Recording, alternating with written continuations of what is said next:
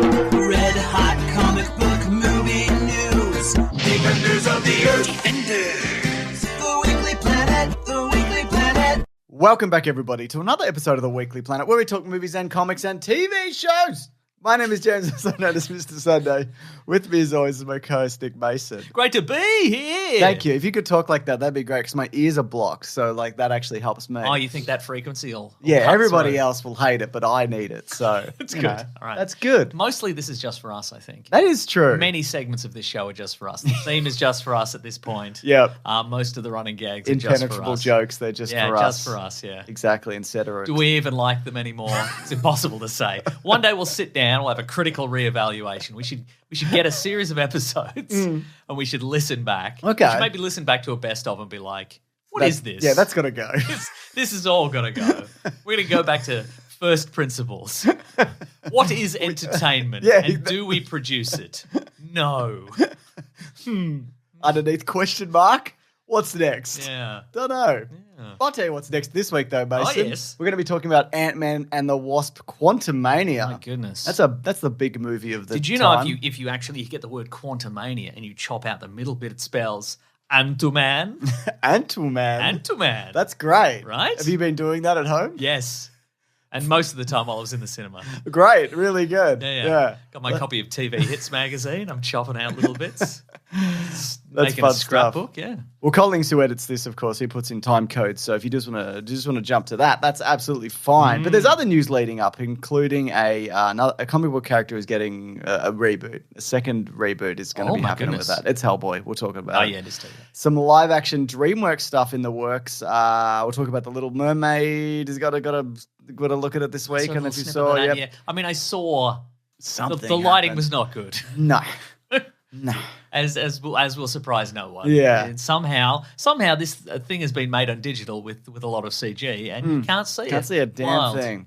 Then we're going to do trailers ahoy for both John Wick and Tetris, I think, maybe. That's right. Our first look at Lady Gaga as Harley Quinn. Mm-hmm. News on The Flash being replaced. That's a big rumor, that one. I Am Legend 2. What's going on there?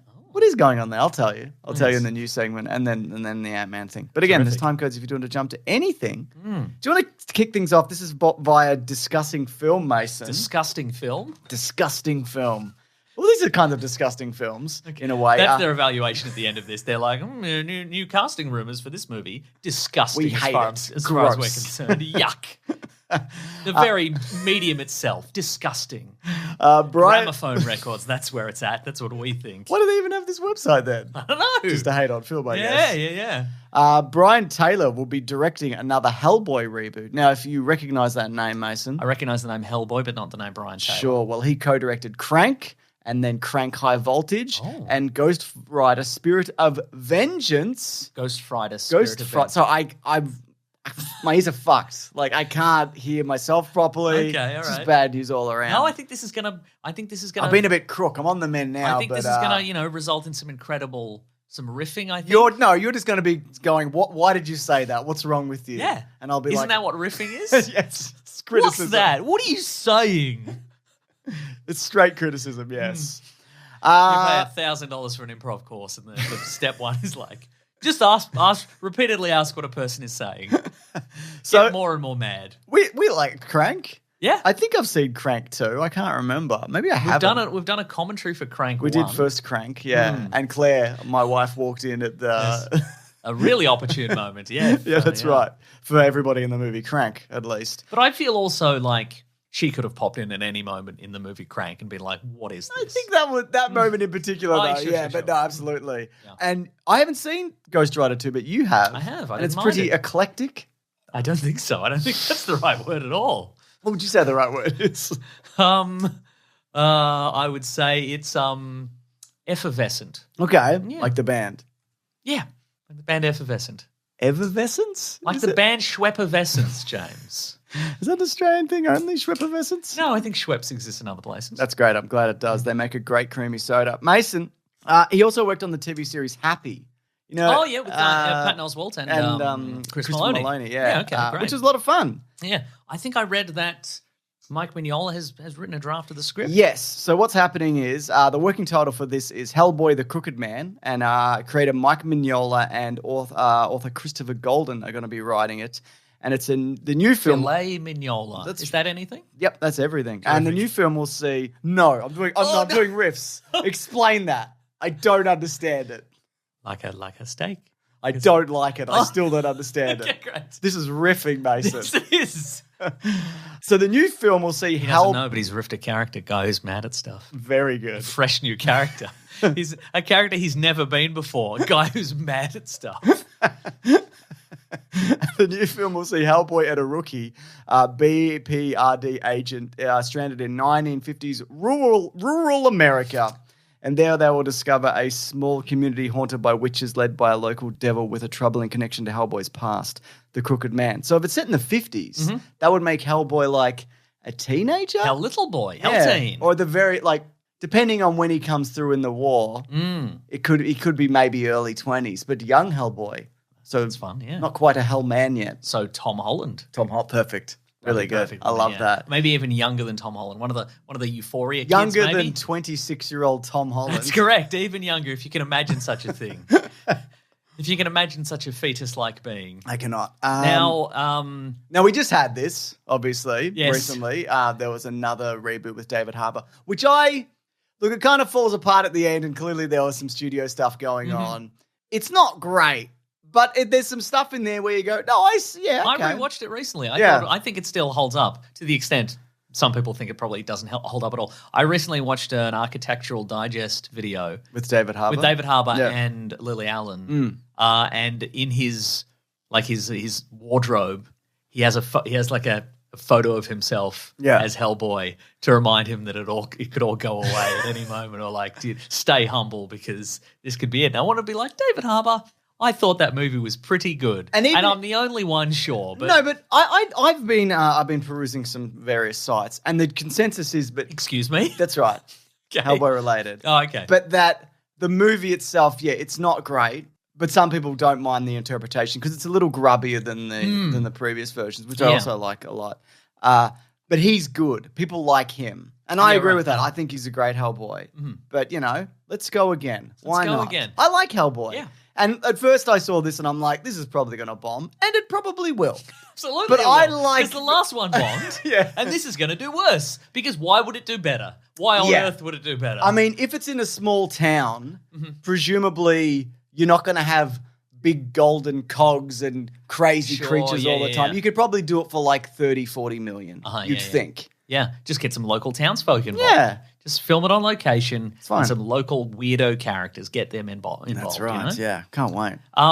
Or should they maybe just do an animated one? Well, they have. Yeah, that's true. And maybe. Or a series. Well, that game is coming out soon. That's true. Which looks exciting. Do you think they're sort of attempting to put them out in sync, or it's just like yeah, maybe. I mean, this is at least 2 years away, but so maybe not. But I don't know. Okay, so serious thought to casting. Who do we know that's young and ugly? Ugly. Yeah, ugly. Who's ugly? Yeah. Young. Oh my God, this is great. Well, David Harbour's not ugly. No, I know. Ron Perlman's not ugly either. James, I was riffing. Daniel Radcliffe. Oh, yeah. If you Google young and ugly actors and that's who it's come up with, that's the number one result. Yeah, there's a Clint. He's not even that young anymore. No, he's not. Clint Howard. Clint Howard's like 1,000,000 years old. Clint Howard is Hellboy. He's not that ugly either. Right. God, I don't know. I mean, all of these people they're showing me are not ugly. Right. They're showing Adam Driver. Come on, what are we doing? Well. He would be a good Hellboy though. Yeah. Yeah. Great. Yeah, there's a picture of River Phoenix. What is this? What is Google results anymore? All right, okay. What are we doing here? We purchased the rights to River Phoenix's image. We tell everybody that he's young and ugly. Yep. And then we get AI to build a fake version of him as Hellboy. I love this that. This cannot lose. Yeah, I this agree. idea. Yeah. I don't know. Someone big-ish, and then you go for it. Unless he's Hellboy as opposed to Hellman. We'll see. I don't know. Let's go. Let's do it. Now, Mason, Disney have had a lot of success with their live-action movies, despite most of them not being very good. Interesting, isn't it? They mostly hit $1 billion, not all, or they make them direct to streaming and everyone goes, yuck, Pinocchio. I didn't watch it. You might have watched Pinocchio. I did, and I didn't like it. It was bad. And I was tricked into doing it by someone. I can't recall who. It wasn't a trick. I genuinely was going to watch it, and then I watched 5 minutes of it, and then went, I'm just not. Yeah, that's okay. That's I'm not going to do it. No, look, that's fair. I got to watch the Netflix one, because apparently that one's amazing, right? Okay. Yeah. Oh, so that's your penance, is it? Yeah. Watch a good one. Yeah. Great. That's terrific. Well, I'm not watching the Pauly Shore one, am I? No. Anyways, so they're going to make a live action How to Train Your Dragon. And it's going to be out in March of 2025. Have you watched those as part of dad duties? I don't think I watched the third one, but I watched the other two. And they're good. They're great even, I would say. So Dean DeBlois will write and direct, and he actually directed all of the original trilogy of these. Okay. It makes sense, though, that they would do this. The DreamWorks have a lot of now established properties, including Shrek. Sure. So you could even live action Shrek if you wanted to. I wouldn't. Who's young and ugly? River Phoenix. He could be Shrek. We could purchase the rights to River Phoenix's likeness. We could. Art likeness, yes. And then we sell it to DreamWorks. That's interesting. Yeah. I like it. it. But here's look, I don't know nothing about How to Train Your Dragon, but what sounds appealing to me is I know for a fact there are human characters in this. Yes. So we can get some living actors in this. That is true. And it's not a Lion King where they're all lions. They're lions. Various animals. I was looking for the correct word there, and you've nailed that. They are lions, and they're just with these weird impassive faces. Yeah. So Yeah. Well, speaking of weird impassive faces. Go on. Anyway, look, sure, why not? I would probably rather another one. I mean, I should watch the third one. And there's a whole bunch of Netflix series and whatever. They're good. If you haven't seen, Kung Fu Panda live action. No, they're animals. But, sure, it's interesting. It's interesting to think about, isn't it? It is interesting to think about. So Disney released another look at The Little Mermaid this week, and I don't know, man. What the fuck are you doing over there? What is that? What was that? So all I saw was on Twitter, somebody was like, here's a clip of Melissa McCarthy as Ursula. And I'm like... I couldn't... Yeah. What are we looking at? I think maybe the voice was... Because I didn't watch it with sound. I heard the voice, okay, right. But I'm like, ooh, it's a bit dark. When's there going to be a reveal? Oh, the clip's over. Yeah. Okay, what happened? Should I play it again? No. And also there was a picture of there's a sort of a yellow fish... Yeah, that's a concept. That wasn't right. That was flounder. That wasn't real. That was somebody went, what if flounder looked like this? Okay, and everyone so just screamed at that person. Just a grotty fish that's didn't look good. Didn't look good. I mean, it looked good in terms of you've created this thing and it That's looks, right. it's a realistic blend of what if a fish was slightly a cartoon? But no, I hated looking at that. But that's what I like in my movies. That's right. Just looking at something and go, I fucking hate that. But look, I don't care about The Little Mermaid at all, and I never have. I didn't watch it till I was like 21 or whatever when I lived with my housemates, and they were like, let's watch The Little Mermaid, and I'm like... Let's watch it for your 21st birthday. And I said, yes, please. This is our gift to you. And I didn't like it, but I get that people do, but I mean, how is there Avatar, and then there's this? Right. I mean, I know Avatar also took like... 13 years to make and whatever. Sure. But just to not brighten it up, like I get like they're probably like it's the ocean depths, etc. But but still, it's fascinating, isn't it? Fascinating that there's so many movies where every critique of these movies, everything Marvel and Disney have produced for the last we saw it in 5 Game to of 10 years. Thrones, like it's too dark, and they're just like, no, it's not. It is. It is, though, I reckon. No, it's your TV or cinema that you went to. Oh. Is it? Blame the projectionist. Yell at him. Yell at the teenage boy in the little window. Yell at him. Get up in his face. Threaten him on the way out. Fuck, man. I don't know. When you leave and there's a guy standing near the bin and he's like, thanks for putting your popcorn box in the bin. Yeah. Yell at him. And say the movie was too dark. You know what they're setting this up for? Like, let's say it bombs. And look, it probably won't because it's a Little Mermaid. I mean, who knows? But if it does, then it will be like, well, because it was too woke or whatever. But I would argue that, like, I'm not going to see this because I don't want to look at any of this. I don't want to go to a movie and just like, what the fuck is happening? Like, all right. You know? And maybe it is too woke, you know? But I'll never know because I can't see it. That's right. One day you get your prescription changed in your glasses and you're in the cinema, you're like, my God, it is too woke. I'll be defending this movie. Maybe maybe the next step is like, you know how like sometimes with a a computer program or something like that, they start taking features out and then they charge you for it. Maybe they're trying. Maybe in future they're just going to start selling us glasses you can use to see when it's too dark. Glasses you can use to see when it's too dark, or a torch you can shine on the screen. We're going to sell branded That'll torches. work, won't They're it? subscription based. I love it. Yeah. I'm a big fan. And if there's not enough people in the cinema to shine on, they're really narrow beams. And if there's not enough people to cast it on, you can't see anything. Yeah. So everybody has to band together and buy tickets to these movies. Also, before you write in, we know it wouldn't work because you can't shine light on a projection and it highlights the projection. That's not how it works. Just in case anybody was going to write They'll in. still do it for a couple of, like 3D. They'll do it for a couple of years until people cotton on. Yeah, you might be right. Yeah. Did you see Ant-Man in 3D? No, I saw it in regular D. You went to a screening though, didn't you? Yeah, it was just regular though. Regular days. Regular days. Speaking of trailers, Mason, John Wick 4. Bill Skarsgård is in it. Clancy Brown is in it. Hiroyuki Sanada is in it. Great cast.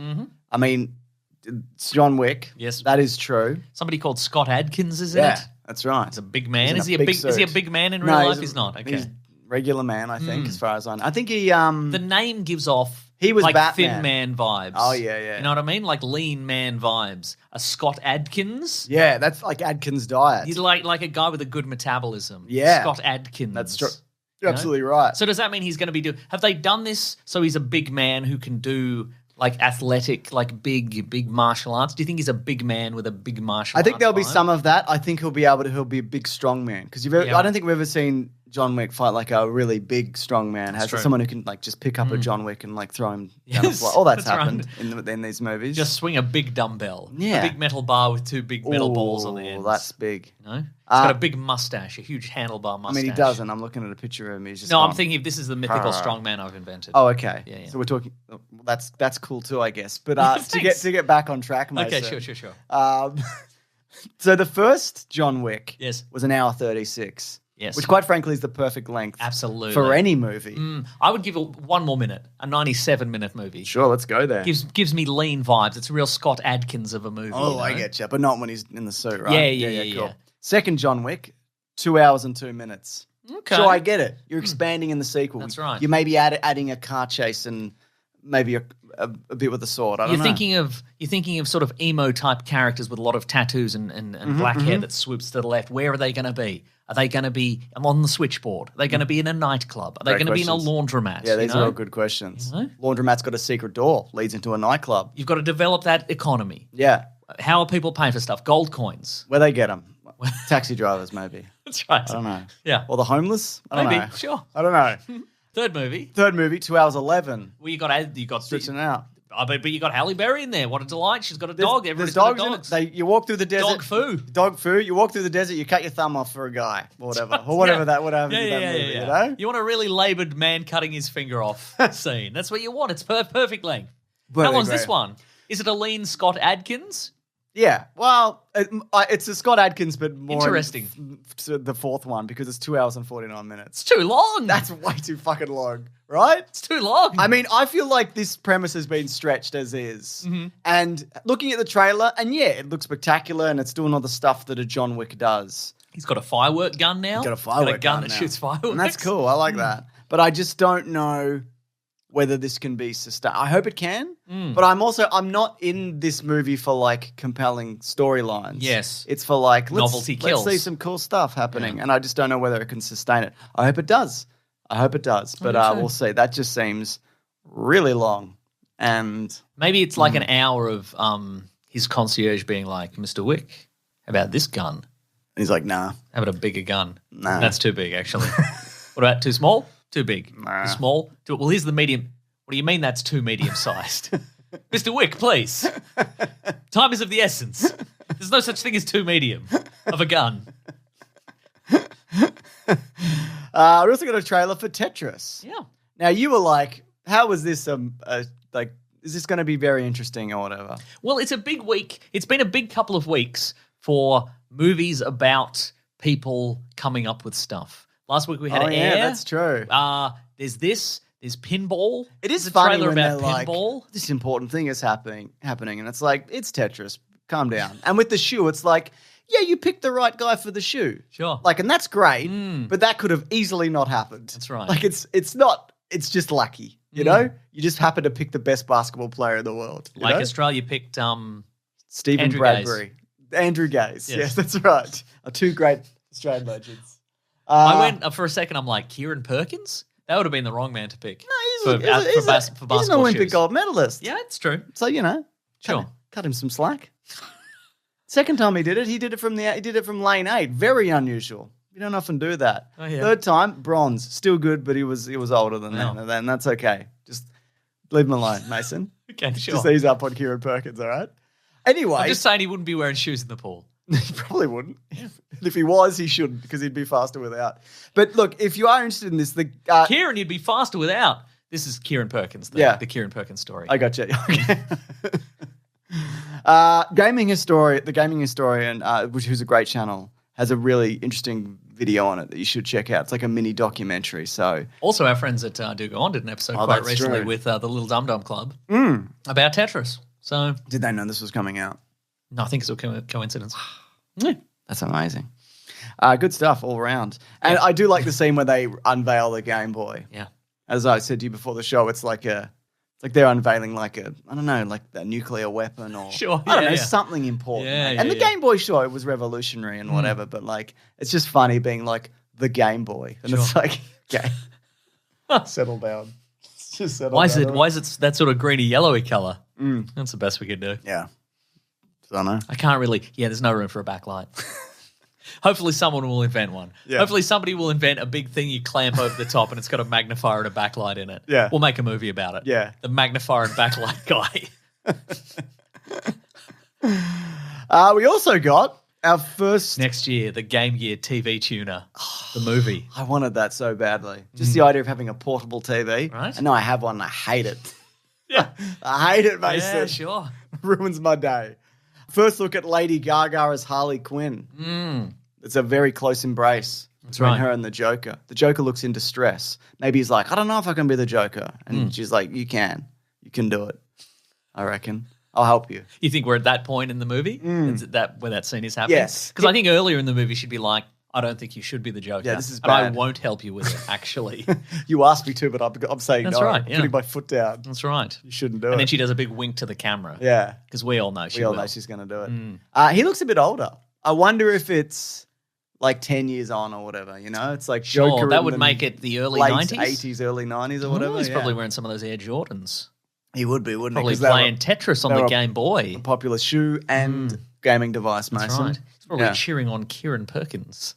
Well, not yet, but yeah. Or maybe he's watching him in school regional swim meets. That's right. Yep. He gets it. Take your shoes off, Kieran. that's his one request in Arkham Asylum. just a satellite feed from local Win community TV. It's too specific. No, I disagree. You can't say Win community TV, Mason. I can and I have. I won't take it back. You're going to be saying Prime Possum, and I'm just going to have to stop you, all right? Okay, fine. People don't get it. Oh, well. And they shouldn't. They shouldn't. It's true. So, yeah, that's well underway. Expect a trailer, I'd imagine, by probably mid-year. Yeah, we'll see. What are we thinking for a Harley Quinn costume? What do you think? What do you think she's going to do? Because she's not going to do nursing costume, maybe. Yeah, because she's not going to do like the cat suit, maybe with a big jester's hat, the coat, you know, like psychiatrist coat. Yeah, red smeared. Yeah, maybe blood smeared lab coat. Yeah, maybe you know what? It's. I'm going to guess maybe like white dress, white lab coat, and it's sort of it gets a blood smear, and it looks sort of like the Harlequin check or whatever. I think she winks at the camera. She winks at the camera. For those who know, she'll say. That's right. Yeah. And it's a musical as well, so you know, see how that goes. Do you think that? I wonder if they get Cold Feet and they abandon that. Do we know for sure it's still a musical? I think like Joaquin Phoenix is probably doing driving a lot of it, and so I'd imagine that would be like a key component of him coming on board. Yeah, right. And all of that, you know. I don't think is the kind of... but, you know, it happens, but I think he's probably got more creative control, you know, than you think. Than you? Yeah. Now, this is by John Campier on YouTube, but also this rumor was doing the rounds, but he kind of added to it. and it's on Grant Gustin being the movie version of The Flash. I see. And basically said that a little bird told him, and this person has also been telling a few other people, so you might see it pop up, that Grant Gustin, who plays the Flash in the television series, is going to be the new Flash of the DC universe. Now, he also said that he heard this, but he doesn't necessarily believe it. It's just a rumor doing the rounds. I think it's, sure, anything is possible, but do you also think that maybe James Gunn would want to, like, clean slate I think he does want a clean slate. And also, I wonder if Grant Gustin's like, I've done it for basically 10 years. I don't need to do it again. I mean, you'd do the movie, though, wouldn't you? I guess you probably would, yeah. Be a bigger paycheck, less work, you know. You're not doing 22 episodes or whatever, you know. Don't have to work with that garbage cast you've been working with. That's true, that garbage in the gutters, you know. cast. The gutters of TV, yuck. How much? I was thinking about this earlier. Later, losers. Go on. How much of that show is him running on a treadmill in front of the green screen? Like, how much does he have to do that? Yeah, do you right. think? That's a great question. I reckon not a ton. I reckon maybe a lot of that is like looped, but I think a lot of it also is just there'll be a lot of him like a lightning bolt zips in and then he's just stationary in the scene. I think there's probably a lot of standing on your mark. Yeah, okay, okay. No, you're probably right. There's probably more towards the end of a season when it's like, Barry, you've got to run as fast as you can. You've got to run faster than anyone's ever run fast. But I can't run any faster. Well, you got to try, though, because this guy, see the other guy. Yeah, I see him. Look, you know, he's a bit like you, but he's a different color to you. Is he from the future? Maybe, I don't know, or another dimension, I don't know. Something like, or both. Okay. Maybe he's both. Is it me, maybe? You might be. Yeah. We haven't done that yet. Yeah, it might be. Anyway, he's really fast, and he's going to run at a thing. Okay. That's bad if he runs at the thing. Should I just run at it first? Maybe. Yeah. Yeah, all right. Yeah, give that a go, actually. Yeah. We haven't done that. Yeah. All right. You should run at it and grab it or whatever, or run around it. I reckon you should probably run around it really fast and it'll glow or stop glowing. And then it'll float up and whatever. Yeah, probably there'll be a zap or something. I don't know. Yeah. Try that. I don't know. Everything will probably tumble into a portal. It's probably. Right. But then it'll disappear and it'll be like, well, that's the end of that. Probably. I don't know. You know? Yeah. Yeah. And the other guy will probably, I don't know. He'll be in the vortex. Yeah, there'll be lightning will happen and it'll be like, maybe I'll be back. Yeah. You know, in a smaller role next season. And he might be. Yeah, he might be. Might be, you know? I don't know. We brought a guy back recently. Yeah. Anyway, you got to run though. You got to. Yeah. But what I'm saying is, there's probably when they do those scenes towards the end of the season, I imagine he does a lot more running on the spot, big running in a circle. Yeah, because they need like to lock on his face. And, yeah, you know, he's that really, makes sense. Really intense. It might run up next to somebody. Sure. Yeah. I get you. All right, cool, great stuff, Mason. Yeah. No, I mean James Gunn at the time of recording this, he hasn't debunked this, so no, that says nothing. But it's not nothing. That's true. That is something, very true. Which I guess makes it something. That is very true. This last bit of news. No, it's not. There's more news than that. Whoa. What am I doing? Oh, I forgot to mention there's like a bunch of Marvel news that I didn't mention up top, but there is.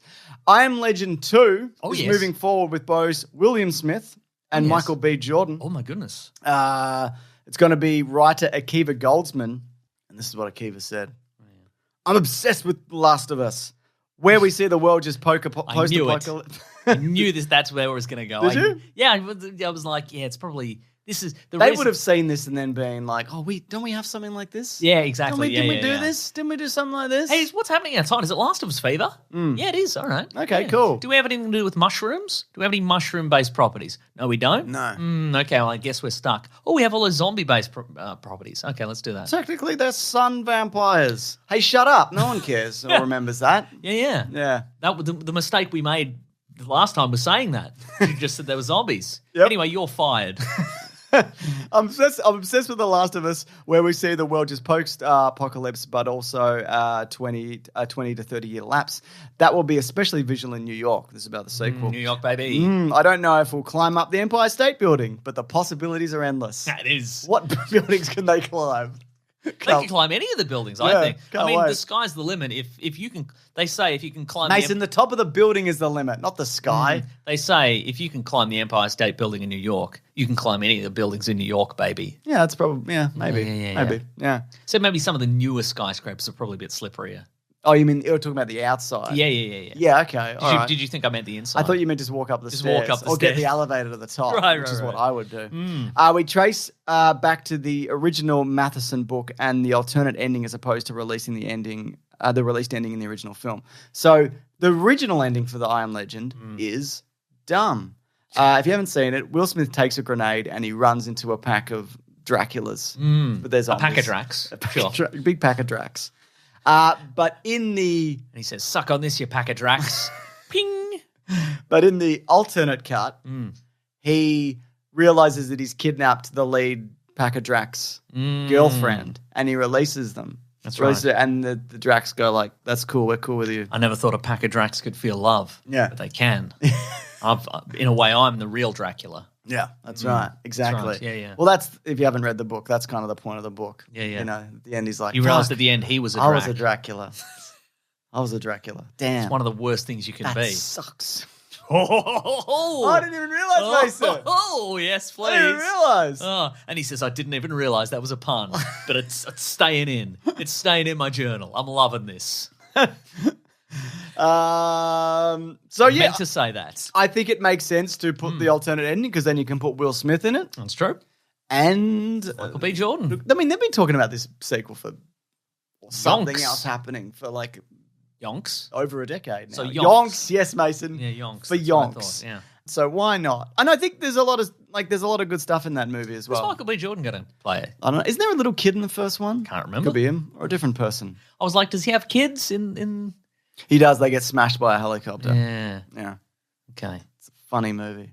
Son, you're still alive and you're Michael B. Jordan now. I thought you were smashed by a helicopter. Nah, I didn't. Yeah, I got better. Yeah. I got better. Yeah. Because of Dracula DNA, They had maybe? a Some of the Dracula Dracula DNA. DNA got on me, I Yeah. think, when I was smashed by that I helicopter. don't know if they're those kind of Draculas. Something to think about. This is all dialogue from the script. Are they those kind of Draculas? I don't know. Maybe. Well, I'm here, aren't I? Yes, so I mean, don't look a gift formerly dead son in the mouth, Dad. Dad. Yeah.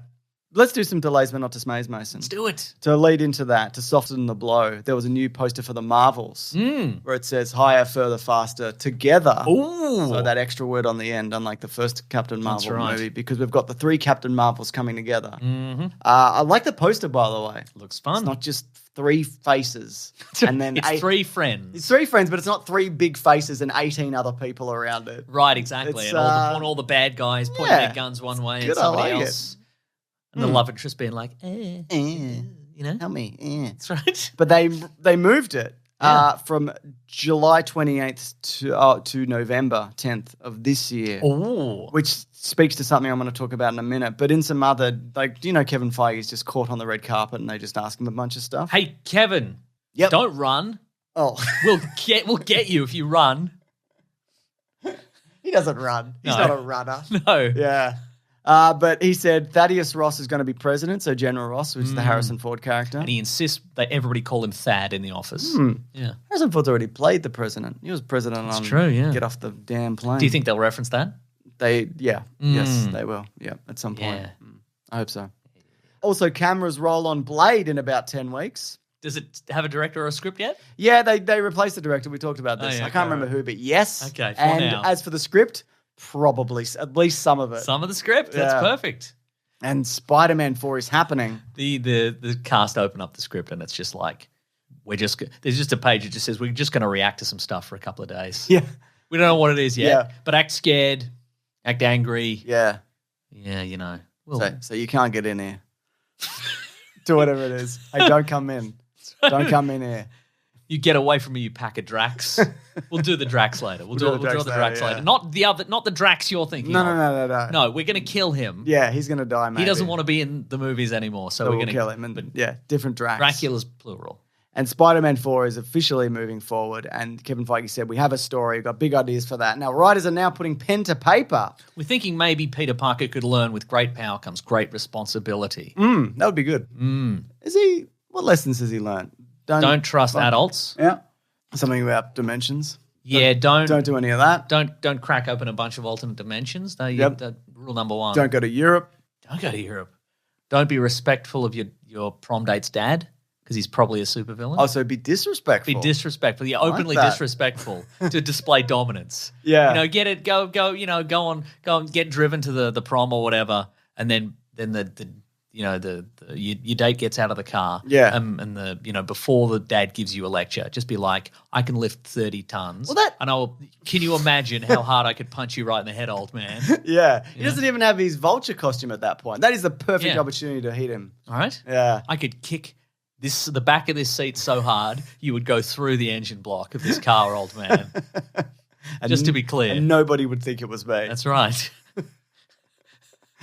They'd think it was merely a function of this Tesla that we're in right now. They'd be like, well, whatever. Yeah, what else is new? That happens, doesn't it? So anyway, he does a big quote, Kevin Feige, about like the powerful aspects of Marvel Studios and the films and getting them in the zeitgeist, and maybe to hit the zeitgeist even harder, they need to pull back on some of the properties. And so out of all this quote, basically what he was saying for phases 5 and 6, that there's going to be fewer shows and have everything more paced out. And that includes the movies because they're shuffling some stuff around. I think we're only getting maybe 2 Marvel shows this year, which is good.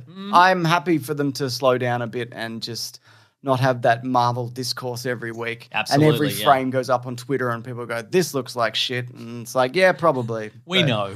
You're not wrong. Look, honestly, you're not wrong. But if you wouldn't mind, do you think, though, ultimately this will result in better results? Yeah, I think so. I mean, it should. You'd it hope could. so. Yeah, it was too much. Like, I mean, I wonder if the and a lot of people when we talk about Marvel stuff, they go, okay, well, the color grading is gray and things look a bit flat and not hugely exciting. I wonder if that, you could break it down to the fact that the train just has to keep going and they've not had a minute to go, okay, let's reevaluate this. Like, we had 10 projects in the pipe and we had to get them out on schedule, so we did this. And maybe now, if it's only a couple of things a year, they could go, all right, let's let's focus on just that. Focus on just that. No, I don't disagree, Mason. James, before we get started, we took a small break there, an imperceptible break just a second ago, and in between you came up with two delightful puns, I thought. But should I say them? I think you should just, apropos of nothing, with no context. I don't think people will like that or be interested, Mason, Right, but we'll see how it goes. Okay. Yeah. But you got to make sure when I do them, if I do them, you remind people that I came up with them spontaneously. Okay, true. And they were really good. Mm-hmm. And one of them's too specific. Okay. But anyway, let's kick on. Oh, you're going to maybe drop them in later. Drop them in later. Okay. One of them was Joker Face. Pretty good. No, Mason, it wasn't. It's good. I think it was good. Anyway, it's a Lady Gaga. It's a whatever. Someone's done that. Like, it's nothing. Yeah, it was you just now. Yeah, you're right. You're breaking new ground. Yeah. Anyways, Ant-Man and the Wasp, Quantumania. My goodness. It's a big budget film. Apparently, the budget is somewhere between $130 to $200 million. Who knows? And as a result of that, go on. And well, maybe not as a result, but at the box office, it's going to make in the US on a 3-day opening weekend $109 million, approximately, maybe a bit above that, which is not as good an opening as Wakanda Forever, which had a great opening weekend at like $180 million, but it's well above the previous Ant-Man movies. Oh my God. Which doesn't surprise me. That being said, like, critically, it's very mixed. Mm-hmm. It's currently 1% ahead of the Eternals at 48% on Rotten Tomatoes. But also, the audience score and also a lot of the feedback that I've seen from people is a lot of people also seem to enjoy what's going on here. I'm enjoying what's going on here. What do you think the story was, though? Oh, okay. All right, hang on. Okay, so Ant-Man, Scott Lang, he's having a great time. He's living life and he's living large. Yeah, as he should, by the way. He's walking down the streets. Yeah, I know he's Ant-Man. Ant-Man. It's funny because, like, there is a joke of like, oh, here he is. He's talking about how he saved the world again or whatever. That's a big deal. Yeah. You don't have to do anything after that. If you travel through time and stop like a universe, like extinction event, you just get to do nothing. I mean, if he's really being honest with himself, it is the rat that saved the universe. I mean, sure. Yeah. But then you could any random thing you could say save the universe. In a way, Thanos saved the universe because he kicked off the whole destroying the universe. Exactly, yeah. Thing, if we're going to get. And if he wasn't there to, then they couldn't have saved it. So they'd be looking pretty stupid, wouldn't they? I completely agree. Oh, just standing around waiting for somebody to try and end the universe. Oh, you'd stop that if it were happening, would you? Well, it isn't happening. Yeah. So shut egg up. on your face. Anyway, Scott Lang, he's living life. He's living large. He's walking down the street. Yep. He's got a little book. He's written a book about BMP. Which you can get apparently. Yeah, so it's on its way. I think. I wonder who's writing that. Don't know. I mean, Scott Lang, obviously. Yeah. And he's you know, but then his daughter, he's like, what are you up to? I mean, you've been recast, obviously. You look different. Yeah, but she's like, well, I mean, you know, I've been spending time working on my appearance, and also I built this plot device. Yep. I'm building this plot device that's going to drive this whole movie. Should I switch it on? And Scott Lang's like, why not? Yeah, all right. But then Michelle Pfeiffer's like, nah, don't. Don't. Come on. Oh, it's too late. It's too late. We've been sucked into the quantum realm. Yep. Bad news. Yeah. Who's in there? Or Kang. Yeah. Kang and others. Other stuff and Kang and whatever. Various clouds and clouds and goos and goo. A lot of guns goo. and flying stingrays. Goos and gunk and flying stuff and big space and rings and and goopy men and big buildings that walk around and MODOK's in there also. Yeah. All of that is in there. Yeah, it's all So, you know, after this movie finished, my reaction was this was it. I'm excited for this. It's just like, all right.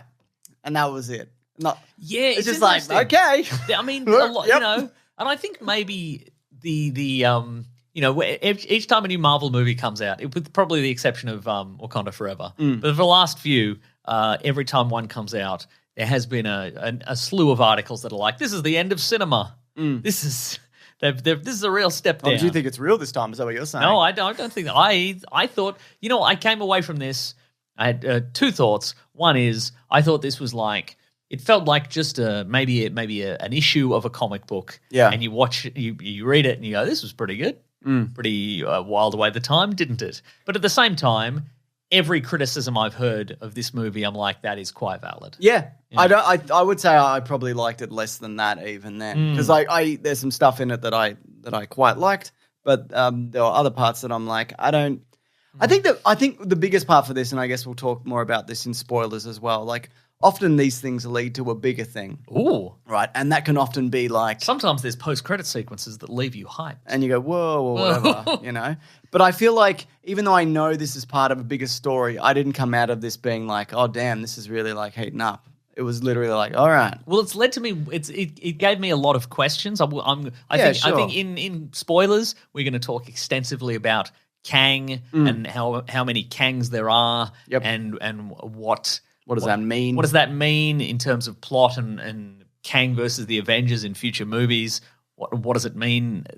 You know, the sheer number of Kangs that there are. Yeah. How many are they going to face, etc. And I also think like how good a movie is, or how good any of the movies I've enjoyed from like this universe or whatever other universe, my enjoyment isn't like dependent on the end and I go, ooh, what's next or whatever. So you know, I don't think it's fair to be like, well, you know, I'm not really that excited for what's next or whatever. So this whole thing was like, it was all right. Sure. yes. You know?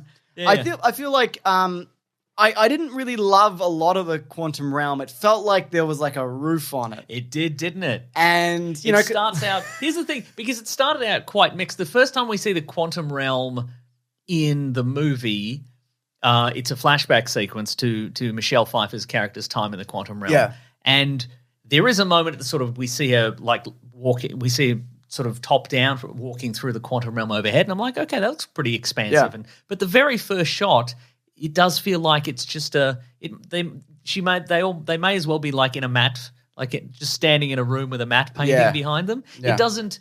There are so many shots in this movie that could feel expansive and exciting, but they just feel like they're staged so flatly. It does look like Michael Flatley. Yeah, very good. That it just looks like two people at opposite ends of a screen.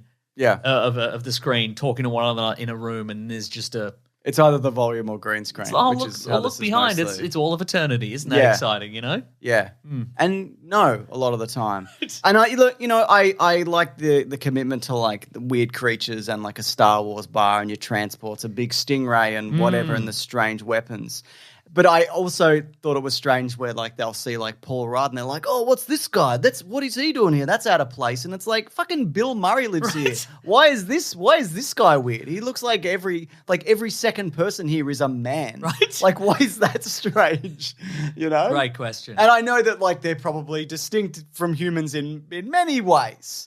But it wasn't, I don't understand why anybody would care that like they're there. Or would anybody would, you put a cloak on and then it's like you're maybe anybody. It's a smell thing. Maybe it is a smell thing. Maybe you smell like you're not from the quantum realm. But I like that there's a funny little squishy man. Sure, I enjoyed that. yeah. I thought the guy from The Quiet Place, William Jackson Harper, was great. Do you mean The Good Place? What did I say? I said The Quiet Place. He's not in The Quiet Place. That's a different movie, Mason. It's not a thing. It's a different franchise. I don't think it's anything. It's a different franchise. You're thinking of A Quiet Place. I am thinking of A Quiet Place. I wish I was in a bloody quiet place right now. With all your criticisms, Mason. The Quiet Place is like when you're in your car just after you get home. Yeah. And there's just a moment where you're like, I do like that place. Yeah, right. He's great, but he's like barely in it, and he's like nobody. Yeah. I know there was like rumors that he was going to be like Quasar or something, and maybe he could be down the line. And like, if you're putting him in it, I think a lot of people, doing dream casting wanted him to be Mr. Fantastic at some point down the line. That was an option because obviously he was Cheaty in The Quiet Place. Yeah, as you know, my car, your car, was in your car, in the driveway. That's right. Yeah. Yeah. But yeah, it's also what are those characters' names? I think he's Quaz. He's Quaz, but I only know that because I saw an article. Looked it up just now. I saw an article prior that was like, "Is he Quasar or whatever?" Because his name was Quaz, and people were like, he must be Quasar or whatever. And there's like buildings are alive and whatever. I don't mind any of that. I like a weird space bar. That's all fine and dandy. But as I said, it did kind of feel like it had a roof on it. And here's something that I know you don't like, so I wanted to ask you about it. Yes, here we go. Well, both of us don't really like it, like the nanotech suits. Right. And this is like a button you put on your chest and it makes an Ant-Man suit around you. Obviously, I think they probably had to work backwards. They're like, okay, why would the characters be wearing their tumbling into the quantum realm? How would they end up in the quantum realm in their Ant-Man suits? And the answer is obviously they tap a little button and they're wearing them underneath, or they're in a necklace or something, or they've sticky taped it to their chest. No, I think it's like a medallion that he Okay, doesn't all right. he? Like just slaps on him. He's carrying it. Yeah, he's carrying it, okay, I believe. right. Yeah, I might be wrong. Oh, yeah, I guess so. Yeah. But at least it was what I appreciated. It was the I didn't mind the design though. Yeah, the design's pretty good, and it's the helmet is the kind of flip forward, flip back model, as opposed to the just forms around your face nanotech style. Okay, sure. Not very interesting kind of style. I still like the original one that like flips up, and you still got like the rest of it on. But I guess that's not very cool. Like the faceplate. Yeah, right. Yeah, that's not cool. It's not cool. And you got to be cool in the quantum realm, don't you? You got to be cool in the quantum realm, yeah. Yeah. Okay.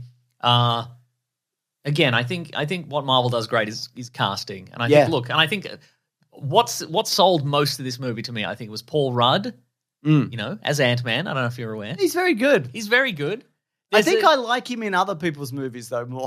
Oh, I see. When he's there's a bunch of other better Avengers around. Oh, sure.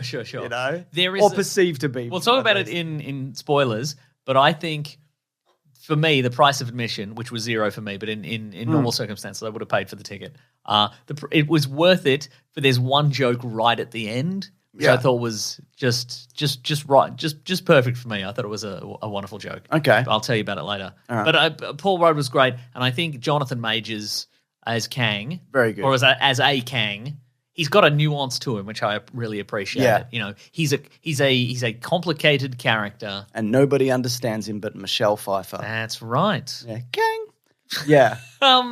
But I think he really sells maybe some. I think maybe Kang is not a fully developed character necessarily, but I think Jonathan Majors sells him better. He sells the material better than it's worth, I think. Yeah. Thus far at this point. Sure. I think he's going to have to do a lot of heavy lifting down the line. Yeah. And a lot of different voices. Yeah, maybe. Yeah. And I think that's going to be interesting to see, like, play out. But no, I like him, though. I think it could spiral wildly in later stuff, and maybe not necessarily in a good way. Absolutely, but that's more stuff that we'll talk about in I wondered the degree to which Marvel have got a handle on what they want Kang to be. Yeah. Because his characterization, this is a different Kang than the one we saw in Loki. Yeah, who's Nathaniel Richards. He who remains. So this guy's, I think, also Nathaniel Richards. They would all be, I think. Yeah. So, but who might be a descendant of Reed Richards or Dr. Doom or whatever. Exactly. Yeah. So the characterizations are different, but they have some similarities. But I have to wonder what we're going to get. We'll talk about it in spoilers, but yeah. Cool. What else? Here's a critique that I saw. Wow. It was the fun of Ant-Man. Mason, your ticket was free. It was via Disney. You could at least say some more nice things. Oh yeah, it's a good point. I thought yes. Catherine Newton was very good, but I thought how they recast Emma Furman, who apparently found out on social media. Brutal. That wasn't very cool. Not cool and also, at all. you could have kept her because I thought she was great in Endgame. Yeah, it's interesting. Is it just somebody had a better agent? I guess. I don't know. Also, Catherine Newton apparently very good at golf.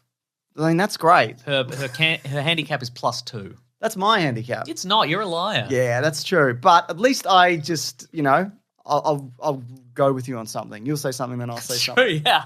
You know? Yeah. That's good. I think that is good, yeah. I'd say Michael Douglas is like cranky and fun. You know what I liked about, I don't know if it's on the behalf of the writers, I don't know if it's the director, I don't know if it's where Michael Douglas wanted to go with the character. What I liked is in this one, he's just become a man who's going slightly senile, but he loves ants. That's his whole deal now. Yeah. He's lost some of his edge, but he's like, he just wants to talk I about made ants. really smart ants. I made smart ants. Oh, which reminds me, we'll get into Why? Yeah, we'll get into the Why'd spoilers. you do that? This movie does sort of end with a Deus Ex Machina that isn't a Deus Ex Machina only in the sense that it gets like maybe a couple of minutes of explanation throughout the movie where it's just, they just be like, that's very generous, couple of minutes. Yeah. But yeah, I would say 13 seconds in total. But yeah, I mean, when it happened, I wasn't like, what? Like I knew. Sure. I knew. Yeah. I thought Michelle Pfeiffer, though, really good. Yeah. Really great. Gets a lot of play in this because she knows Kang. Like she'd met, this version, she'd met him before. They'd interacted. She knows the quantum realm. And met him at a barbecue. Yeah, met him at a barbecue. Like clearly haunted by all of it. But I think in doing so, it makes like Evangeline Lilly's character like very minor in this. Like she does some stuff like especially towards the end. For a movie called Ant-Man and the Wasp, Quantumania. Should be called Ant-Man and Michelle Pfeiffer Quantumania. That's right, and Evangeline Lilly's in it a bit. But yeah, there's not a lot of team up. No. And obviously, the idea being, of course, that they're... I think they just had to because the last one was Ant-Man and the Wasp, so they had to like keep that yes, exactly. going. But I think because they were like, okay, well, we'll split them apart for narrative reasons and we'll bring them back at the end to, and then that's it'll be a very satisfying finish kind of thing. Sure. But I don't know, you just have them team up most of the movie. On the thing anyway, I was going to whatever. say, one of the criticisms of this movie was that the fun of Ant-Man is he's a tiny little man in a regular sized world, and look at him interacting with all the big stuff. Yeah. And I think I agree, but also we have had 2 movies of that. And it's like saying, okay, well, the best part of Iron Man is when he's in the super hyper advanced suit and he's just mowing down legions of bad guys. And it's like, that is cool, but also like the best part of Iron Man 3 was when he didn't have the suit. And he was having a panic attack. And he was having a panic attack, which is always fun for everybody. But like, just to show him out of his element. Yeah. And I thought that is true. That being said, there are moments in this where there's a moment in this where they're both Ant-Man and his daughter are giant-sized. Yeah. And it's like, are they though? They're just in the void? Oh, like as in you couldn't tell they were giant? Or like... But there's a moment where Scott is like, oh my God, you're so big. Yeah. And it's like, you just look like 2 normal people. Yeah. There's no... It's like hugging Godzilla. It's like, well, but you're that size. Yeah. Yeah, no, I don't disagree with that. It had a little heist, sort of. You got to put a little heist in an That's Ant-Man true, movie. yeah. Oh, yeah. To get one of the plot devices, sure. Yeah, and there was like, weird reality stuff and whatever, and I didn't mind any of that. I don't know, could it have been... It's like, I don't want to say like this all could have been weirder, because like it was pretty weird, right? Yeah, right. But I don't know. It also sort of washes over you. Yeah, I don't think I was like wowed by any of it in particular, Okay, you know what we do have to talk about? Yes. MODOK. Sure, okay, This has been a big talking point. So, now the thing about MODOK in the comics is he's fucking hideous, right? Right, He's yes. awful and he's rude and he's mean. And I think they did all of that, but in a different way. Like, he is hideous. This is in the trailers if you don't know, but you can skip it if you want. But it's Yellow Jacket. It's Darren Cross from the first Ant-Man. When he got squished into the quantum realm, he was rescued and he was made into MODOK. Yes. And he's a big, stretched out CGI face, and you see him naked at one point. He's got a dangly little bottom and whatever. That's right. And he's just this weird little creep psycho kind of thing. Yeah. And I understand the criticism of like, God, that looks like shit. But I also think like he's hideous. Like, he's supposed to be hideous, and this is just a different kind of hideous. Right. I don't know. Sure. What do you think? I'm not going to go in, like, defending it. Like, don't get me wrong. But I guess what I'm saying is I didn't hate it as much as other people would necessarily. Yeah, I mean, And because I think they had to make him look like Darren Cross. Yes, and exactly. if you give him the full MODOK, maybe he could you look like lose anybody. him in Yeah, that, I think you're right there. Yeah. I think it also helps that who's the actor that plays Darren Cross? Great question. Corey Stoll. Corey Stoll. It helps that he was bald in the first movie. Yeah. But yeah, like a Is lot. MODOK bald? Hasn't he got like a tuft of hair? I guess he does have a little tuft of hair. Doesn't matter he? anyway. Yeah. But I guess it helps that, I don't know, it sort of mostly worked. I don't know, yeah. It is something that, like, it's upsetting to look at. Yes. But I think that might be like, that's good because it's MODOK maybe. Apparently, I read that Paul Rudd wanted to do a smaller scale movie. Like, that was his... next time around. Or maybe even this time around. Because like, they're all kind of small scale though, right? Don't you yeah. feel though? Like 1 and 2 are pretty like... Well, I mean, yeah, but this one is, the entire universe is at stake. No, yeah, that's what I'm saying. But I think he apparently he wanted this one to be equally small and just be but it would involve AIM and MODOK. Like, they were the two elements. And I don't mind that. Yeah. I don't mind the idea of that. But again, or maybe people would get sick of just like, oh, it's a little... You know what this missed out on? Where was Michael Pena? I have that exact note. Yeah. Right? They should have brought him in to the quantum realm. Right? Yes, exactly. I mean, imagine that guy walking into a weird Star Wars bar and whatever. That would have all been really fun. Yeah. Well, him and David Melchin would have been great. There's no like Judy Greer or Bobby Cannavale. Melchin is in this. Is he? Yeah. When? He's the man. He's the little man. What little man? The squelchy man. He's the voice of that guy? Yeah. I thought that was Jonathan Groff. No. Are you sure? Yes. Okay. I'm almost positive. Well, I mean that actor, like that character. Yeah, he's the slime creature. No, the character he plays. Yes, because he's a guy in the movie. You're absolutely right. Can't put T.I. in for reasons I won't get into, but yeah, Michael Pena. Yeah, and I think maybe was Judy Greer and Bobby Cannavale in like a table scene, a family scene, maybe, and I missed it potentially. No, they're not in it at all. I know like Randall Park makes a small cameo, but even like put him in the quantum realm. He's great. Yeah, I think. Too many fucking ant people going in. Put in a regular person Put a regular guy. who like is maybe has something funny to say. Right. Because quite frankly, it's just not that funny a movie either. And the Ant-Man movies generally, they're more funny than this was. I feel. I just didn't think it was that funny. You put Jimmy Woo in. Yeah. You put Jimmy Woo in and he gets carried away by some villagers or whatever and you think he's dead and then you go back later and he's the king of the village because he knows card tricks. He knows card tricks. You're like, whoa. We love you, Jimmy Woo. This guy's a wizard, they'd say. Yeah, he's a wizard, we love you, Jimmy Woo, they would say. Exactly, yeah. So, yeah, I don't know. Do you want to read from? You want to hear from this? I read this Vulture review today. Let's do it. It's from. What's a bird doing reviewing movies anyway? Mason? Bloody didn't have nice things to say about that Spider-Man movie. The Oh, Vulture. very good. Anyway, this movie review is entitled "This Is a Cry for Help." Oh my god! What, the review or the movie? The movie. Help me! Yeah. I don't want to write reviews. I'm trapped in the cinema. It keeps playing Ant-Man and the Wasp: Quantumania. It opens with Ant-Man and the Wasp: Quantumania is an atrocious movie, but it's atrocious in a way that Marvel movies rarely are. Oh wow! But anyway, I'll. Why? Well, I mean, I could read the whole thing, but I'll find some highlights perhaps.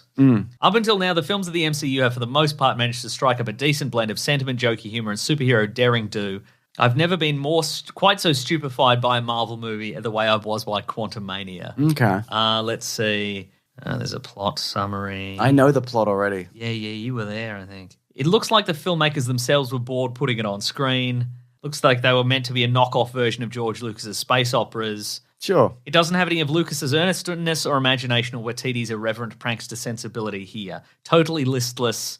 Performances failing to convey either wonderment or terror. Do you think that's a green screen volume maybe. situation? Yeah. Where, like, how are you supposed to joke and quip if you're standing across from nothing? Yeah. You're like, wow, what about all this? Do you think Michael Douglas actually put his hands in anything slimy? Not to do with Sure, spoiling. probably not. Yeah, I mean, I did see a couple of scenes where, like, maybe he was. I think they should have made him put his hands in jelly. Yeah, I agree. But not tell him it was jelly. Say, put your hands in this, mate. Yeah. And he would have been like, what is this? And they'd be like, we'll never tell you. We won't tell you. Probably not jelly, though. Something gross, probably. Tell you at the rap party. Yeah. Is there like a paragraph at the end that says, in summary? Yeah. Here it is. Here we go. I hate this. You love this. You love this. Will I? Yeah, you'll love. No, the problem isn't that such bits, jokey bits, aren't funny. They sometimes are, but they reveal a noxious carelessness beneath the slipshod filmmaking. Jesus. This is not humor designed to enhance what you're seeing or even to cleverly undercut it. There's a lifeless bitterness to it all, like a dumb nothing matters joke you might make while working a tedious, demeaning job you can't wait to leave. Is that us? Yeah, maybe. I'm sure it'll make lots of money, but Ant-Man and the Wasp: Quantumania might be the first time I've ever found myself genuinely sorry for the people who make one of these movies. It feels like a cry for help. See, here's the thing. I feel like... Isn't it? I feel like every once in a while people decide that they're all... This is the one. This is the one that I'm going to take a shot at. And I think, and often, I feel like also it's sometimes a case of one person will sort of break the dam in terms of doing a mean review, and then other people are like... I think if this came out in like 2016, 2017, completely different response as well. I mean, there's obviously stuff that you couldn't do in it because of like, Kang and whatever. Yeah. The current villains. But I think there is a point where you're like, there's a lot of this shit.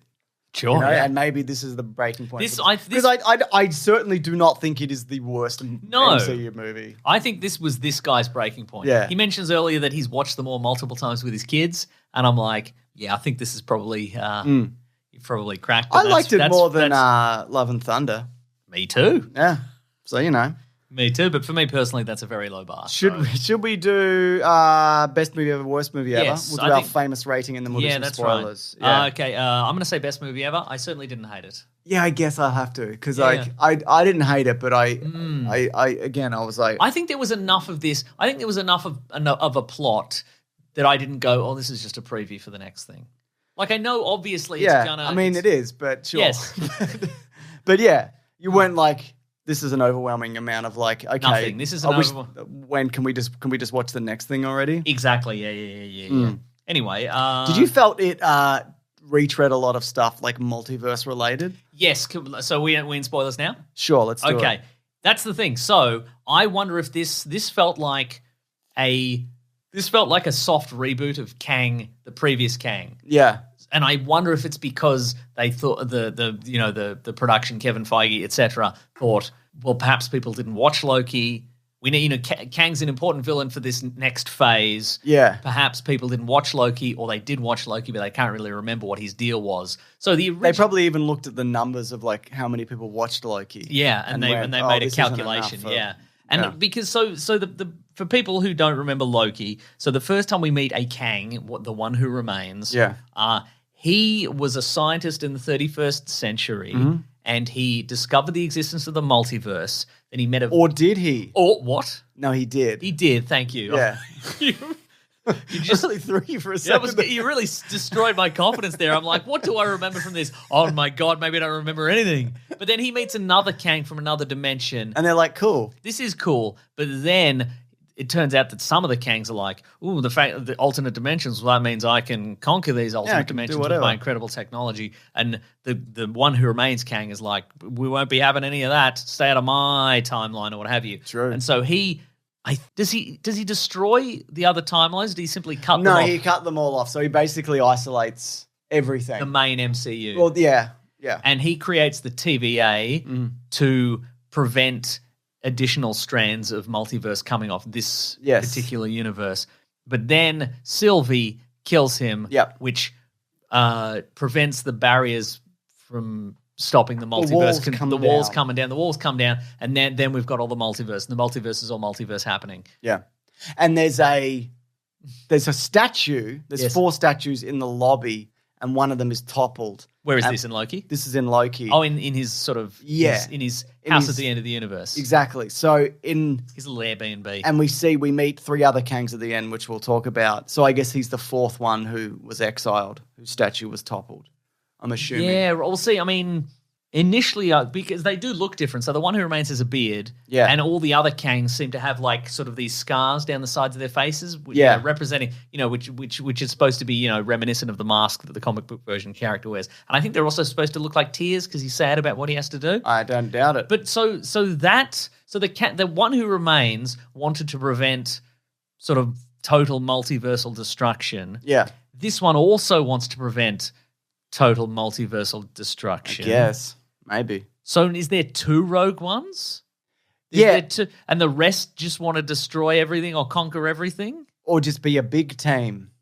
Yeah. I'm not exactly sure because I think, I mean, he was enough of like a psycho that they decided to cut him off from all the other Quantumania Kang, yes. Yeah, they wanted to, and then as a result of that at the end. But they're evil. Yeah, but he's evil. also evil. Yes, but he's also evil. But I guess he's more evil. I thought he was less evil. No, I thought he was more evil because he wanted to go back and get revenge, and then he was like, I'm going to destroy your universe, Janet Van Dyne. I thought he was less evil. Because remember, she touched his ship, and then he was like destroying everything? Yeah, but wasn't he destroying everything to prevent more destroying?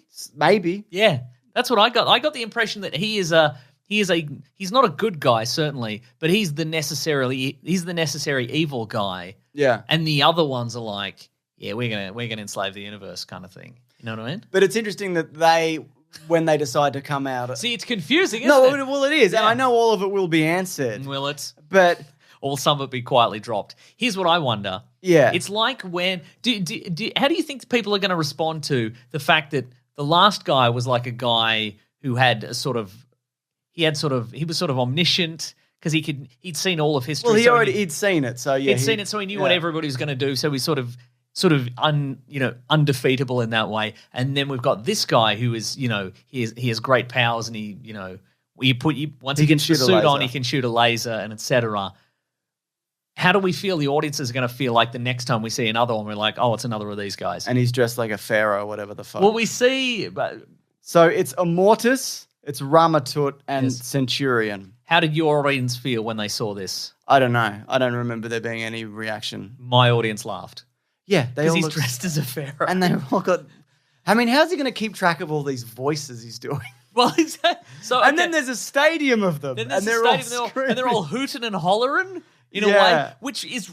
There is that has happened in the comic books. We see a stadium, a coliseum full of Kangs and etc. But here's the question, I guess, is how are the Avengers going to defeat an infinite number of these guys who are all super powerful? What are they going to have to change? Well, I wonder if they're going to morph them all into one guy at one point. So he'll have the combined knowledge. Maybe that would be an easy way to do it. But the next movie is called, the Avengers movie is called Avengers Kang Dynasty, which is presumably battling all of them. And then the one after that is the Secret Wars. So it might be a situation where this guy or a version of Kang he's some kind of beyonder situation. Yeah, right. And then he does the Secret Wars where he brings everybody from different dimensions. I'm doing the Secret Wars. I'm doing the Secret Wars, everybody. Get ready. Yeah. You better stretch. I'm doing the Secret Wars.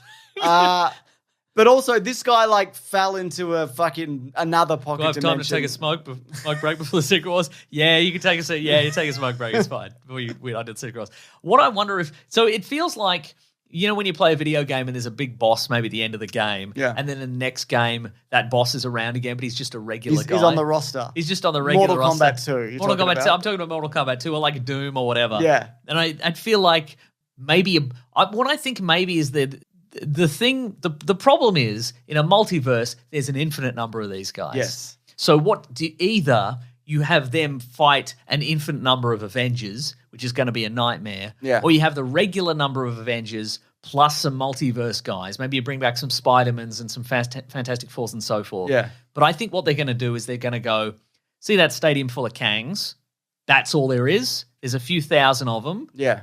For reasons to do with multiversal barriers or whatever. And they're sort of cannon fodder. Yeah. They can do what Kang can do in this, and they've got lasers or whatever. I think you're right, yeah. And you can have a big battle in a field or whatever. Yeah. And the 3 other Kangs, the Immortus Ramatut and Centurion Cyborg Man. Yeah. They're the main guys. I think what's going to happen is we're going to get, I don't know, maybe somebody will come up with a doodad and be like, we've cut them all off from the multiverse. So that's all there is. No more multiverse. Do you think the version of Kang from this movie, though, is going to come back? Initially, I thought... Because I'll talk about some deleted stuff, but he wasn't supposed to die initially. Oh, really? Okay. The early leaks. Well, I wondered if perhaps... Because I think he's the most compelling villain. I know we haven't seen Pharaoh Man and whatever yet. We haven't seen any of them. Mm-hmm. But like, I felt the fact that he's scary enough to the rest of them that they will exile him. Right, yes. And that he has now a personal vendetta against Ant-Man in this particular realm that he's stuck in. That he would... That's more interesting than a Pharaoh and a robot and whatever. And he could go like, okay, well, I could destroy any number of universes, but I dislike this one, you know. In particular. Yeah. I unshrunk myself, but my balls have remained quantum size. Yeah, I mean, maybe he turns into the Beyonder and whatever. I don't know. But like, I thought initially perhaps he was going to end up being the He Who Remains. Okay, like he gets shrunk down into the he quantum might engine, be the multiversal engine, and then he ends up there. Yeah. I think it's...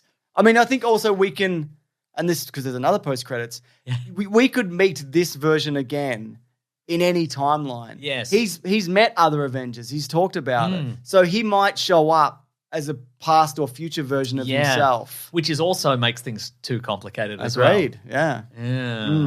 I hope they got their bloody writing caps on to make future movies. And I know I said before, like, it's not very... Don't you agree? Yeah, I agree. About the writing caps? Yeah, no, you have to put it on. Yeah. You have to put it on, you need a pen also.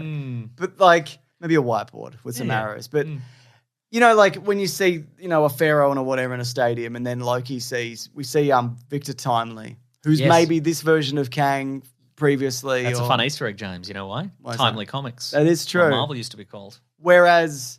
They put their writing caps on for that one, I'd tell you that. That's true. Where it's not... Ooh, there's some Easter eggs in this writing cap. Ooh. They're all melted. But you know, like, I can't... This is why I'm, like, not that excited, because I don't see a clear... I didn't get a clear sense of what's happening. Whereas, you know, but that being said, like, Thanos turned around in Avengers 2012. Yes. And then you're like, oh, that's a guy that just wants to destroy everything or whatever. Like, you know who he is. Whereas this, which is also, like, that on its own is not super exciting. Yeah. But I think this is too much to be like, oh, wow, what's going to happen? But it's also too confusing to be like, well, I could puzzle this out, but... Yeah. Also... It's literally infinite possibilities of things going forward. Infinite possibilities leads to not... lack of engagement with the... Yeah. And again, you know, they need to nail down the limitations of this villain and where and when he can appear, because otherwise it is a case of, well, if there's infinite realities, you can defeat him infinite number of times and he'll still come back, kind of thing.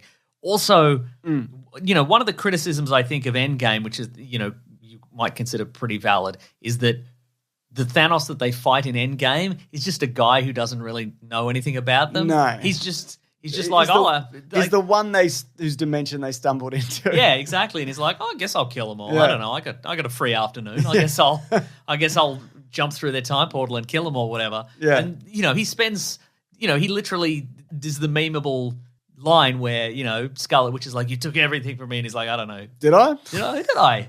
Huh. Did I cut in front of you at the supermarket or something?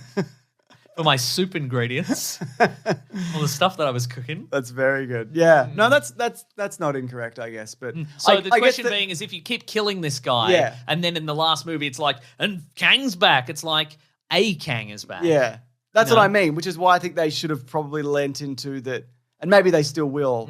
That this is the guy. Yes, right. This is the one. So because he's also interesting. Yeah, no, that's true. Yeah, because depending on who you ask, he's either more of a good guy or more of a bad guy, depending. Well, either way, that's depending on whether you think that somebody destroying a bunch of dimensions and destroying entire timelines with trillions of people in them, do you think that's bad? Yeah. See, I thought the idea I thought that when, you know, the idea that Michelle Pfeiffer's character, whose name I will not recall, Janet Van Dyne. Janet, when she touches his ship, she sees what he's done, and she's like, oh, you know, he's a mass murderer, etc. Yeah. That I thought that there was missing a lot of context. That's the misunderstanding, that he should have put a post-it note on the ship that said, I did it for for a good reason. Did it because it was cool. I did it because it was cool. Yeah. That's also why I smoke. Yeah. So I'm smoking Have right I got now. time to have a smoke before Secret Wars? That's right. Yes. Where was I going with that? It doesn't matter. Yeah. No, I get you. Yeah. I think you're right. Where in terms of like, he's a guy who's just. But also, they're going to need, if he does return for the next thing. Yeah. I guess he's going to have to say, I'm the one from the previous one. You know. Yeah. They're going to need Ant-Man to be like, that's him. Yeah. Or they'll just have Janet Van Dyne in a scene and she'll be like, I'd know him anywhere. He's the one from before. Yeah. You know? But also, wouldn't there be a version of him that's lived this exact existence? There'd be an infinite. Who met a Janet Van Dyne and yes. also the Wasp kicked him into a portal or whatever. Because we need to know how many. We need to. There needs to be a lid on how because many of these the there MCU universe, supposedly it's Earth 616, but it's not because the Marvel MCU universe is Earth 199999. Yeah. So there's at least 200,000 parallel Marvel universes, maybe, I don't know, or more or less. I don't know. It depends how you number them. So, and you do a time travel and you add another one. Yeah, and so, given the thing about infinite universes is there's infinite versions of the Kang that stepped left, and there's an infinite versions where he stepped right or whatever. Mm-hmm. So yeah. I mean, it was cool that the Wasp came back and did a thing. I think that was cool. Also, yeah. Yeah. I liked the bit where he was a team of ants. I thought that was a fun little reversal of the. That was good.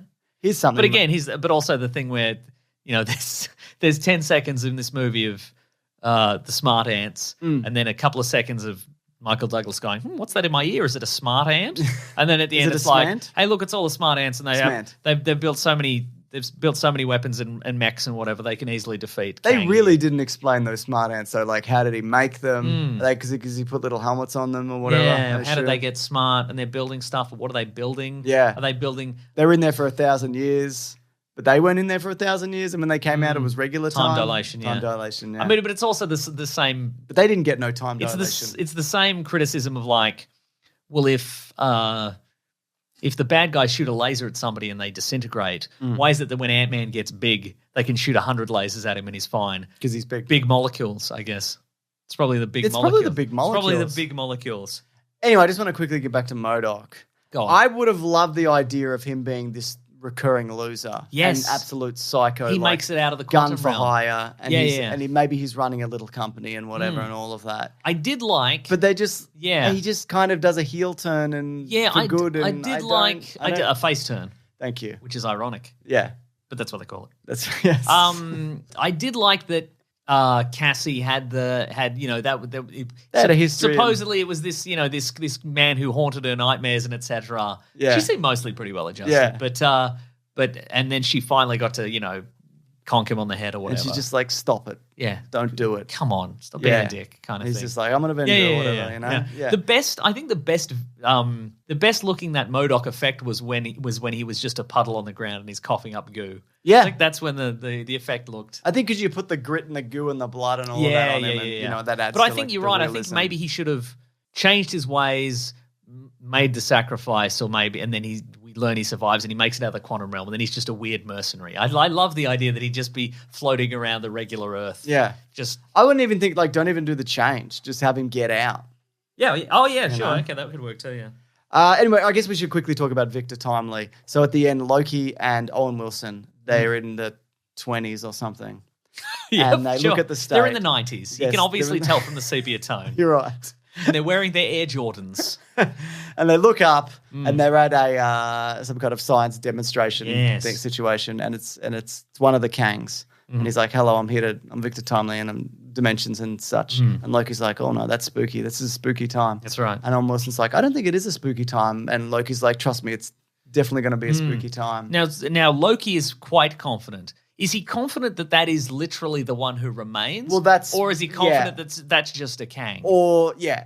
Because I didn't. No, he didn't have the things and whatever. So he didn't have the scars. Not that I face. saw. He might have. Right. Yeah. Okay. And like he could have been the one from this dimension earlier, because he doesn't seem to age. So he could have, he stayed in there longer than Janet Van Dyne, but he didn't age and she did. So I think there's something going on with his he could be from anywhere. Yeah. Also, I think they're going to go with if they want to explain the quantum realm, they can just be like, pockets of time. Yeah. Over here, you'd age faster. Yeah, Over here, but I think he's immortal. I think also Yes, like I he's think so, yeah. applied some kind of serum. Or and a he's cream, immortal. Or a perhaps. cream, or a time stick. Perhaps he drunk an eternal youth shake like Hugh Laurie in the movie Tomorrowland. I haven't seen that movie. Yes, you have. Except I have You seen have that seen movie. it. You have seen it. It's not about whether I've seen it, it's about whether I remember it. Is season 2 of Loki coming out before Kang Dynasty? And- yeah, Okay, well then that's I reckon Loki will be a lot of explaining Stuff. how many Kangs there are, and they're going to cross their fingers and hope everybody is going to watch it, because Yeah. otherwise... Well, they'll still explain it in the movie, but yeah, you're absolutely right. Yes. Here's some deleted scenes, though. Okay. This is via comicbookmovie.com via Marvel Studio spoilers on Reddit. Mm-hmm, So Hope Van Dyne had a son. Yeah, that's even on Instagram. But that was supposed to be in the scene when you saw the infinite versions of Ant-Man. Wait, so Hope Van Dyne is Evangeline Lilly's Yes. character? Okay, right. And because you see the different Paul Rudds, and one of them is the Baskin Robbins guy. Oh, of course, yeah. She was going to experience like different versions of herself. But she didn't and receive one any was visions. the son, Yeah, and she had right. long hair. Oh. And they were going to get. so many different haircuts. I agree. Hope Van Dyne would have in her alternate I selves. agree. They're also going to show up with black and neon Ant-Man and Wasp costumes at the end, and Wasp would have like lightsaber kind of wings. Oh. Unless you could cut through stuff, I guess. At the end, Kang was going to escape the quantum realm, and Scott and Hope were stuck there. And it felt like it could have gone that way, because at the end they're standing there, and then the portal opens, and then Yeah. it cuts to what could easily be a reshoot of him being like, everything's fine, or is it? See, that's my favorite joke. That's what I was going with. The impending The sense impending of doom. doom. I thought Yeah. I was going to say Kevin Rudd. Paul Rudd. Speaking Well- about impending doom. Paul, I like the idea that he's just walking down the street, and then we get that intense moment. Yeah. He's like, I don't know if we did the right thing. Yeah. Which is how you would always be feeling in the Marvel universe, Yes. I think. Especially when you end up in this cosmic Because you probably treadmill shot a of- ship out of the sky and it killed a family or something. Yeah, exactly. But the moment where he's like, just the where he was walking down the street when they have dinner, where both of the times where he's like, I don't think any of us fully understood what was happening there. I got big and I punched some stuff, Yeah. but I don't know whether that's... Yeah, and I think that probably speaks to the thing where you were saying where he was a guy who was maybe among Kangs was a force for good. Yeah, I mean, in the statistically speaking, Yeah. I think that was And I know there will be people in the comments, especially if this becomes a YouTube video, which it will, who will be like, well, obviously it's this. And I just want to say, hey, we don't fucking know that yet. So you might think something and you might even turn out to be right. you might even be able to back it up with some lore that's been in a movie or TV series. Well, guess what? We didn't rewatch any of it. We don't remember anything. We're old. But we represent the average viewer. We don't know anything. That's why we're so popular. That's right. Because we don't know anything and we refuse to learn. That's the general public, baby. It certainly is. So yeah, this will all be probably even made clear in an interview this week. Yeah, probably. Where Kevin Feige will be like, yeah, he was this and whatever. And maybe you won't see the last of him and etc. Yeah. But at this point, we don't know. There are literally infinite possibilities of who's doing anything That's in true. those movies. I wonder if test audiences were like because Yeah, maybe if test audience was like we didn't like the fact that they were maybe stuck in And the quantum didn't he realm get for- stuck in the last one? Yes, he did. You're absolutely right. Yeah, that's how I thought the movie was going to go when So did I. Paul Rudd and Evangeline Lilly jump. Well, there'd be some kind of sacrifice, right? Yeah. But no. Something to think about. Also, the last moments of the movie were in the trailer, so that's pretty. That's certainly The true. last action sequence at least, so that's a bit. Got some reviews here, Mason, from people who were kind enough to send them to us. This is from Stephen, who says, #WeeklyPlanetPod. Ant-Man and the Wasp: Quantumania might be the best Star Wars film. Love Jonathan Majors. Really love the movie, actually. Silly, fun, spectacular. Apparently Kang's weakness is just a really tall dude, though. It's true. I liked the bit where he was brutal and just like kicking Scott Lang in the face. Yeah. That's good stuff. That's right. Yeah. This is from Art T Panda, who says, Ant-Man green screen mania. Had some fun moments, but is generally terrible and yet another step in pushing the Eternals to the middle of the MCU quality scale. Story and characters were so underdeveloped and cliche. Nice creature design, though. And username that's witty at first says, #WeeklyPlanetPod. Saw Ant-Man on Thursday, and I say best movie ever, although I think it is a bit dense for someone who is not familiar with the MCU and comics. Also crazy that we got a comic-accurate Council of Kangs before a second Justice League. Well, that's not true, because we had Justice League 2017, and then we had 4-hour Justice League. It's true. We had 4-hour Justice League With the sides cut off. like 4-hour energy. Justice League. That's it. Anyways, anything else? We mentioned it, but Bill Murray's in that. He's channeling SNL in the sense that he's reading his lines off cue cards. Does he get eaten?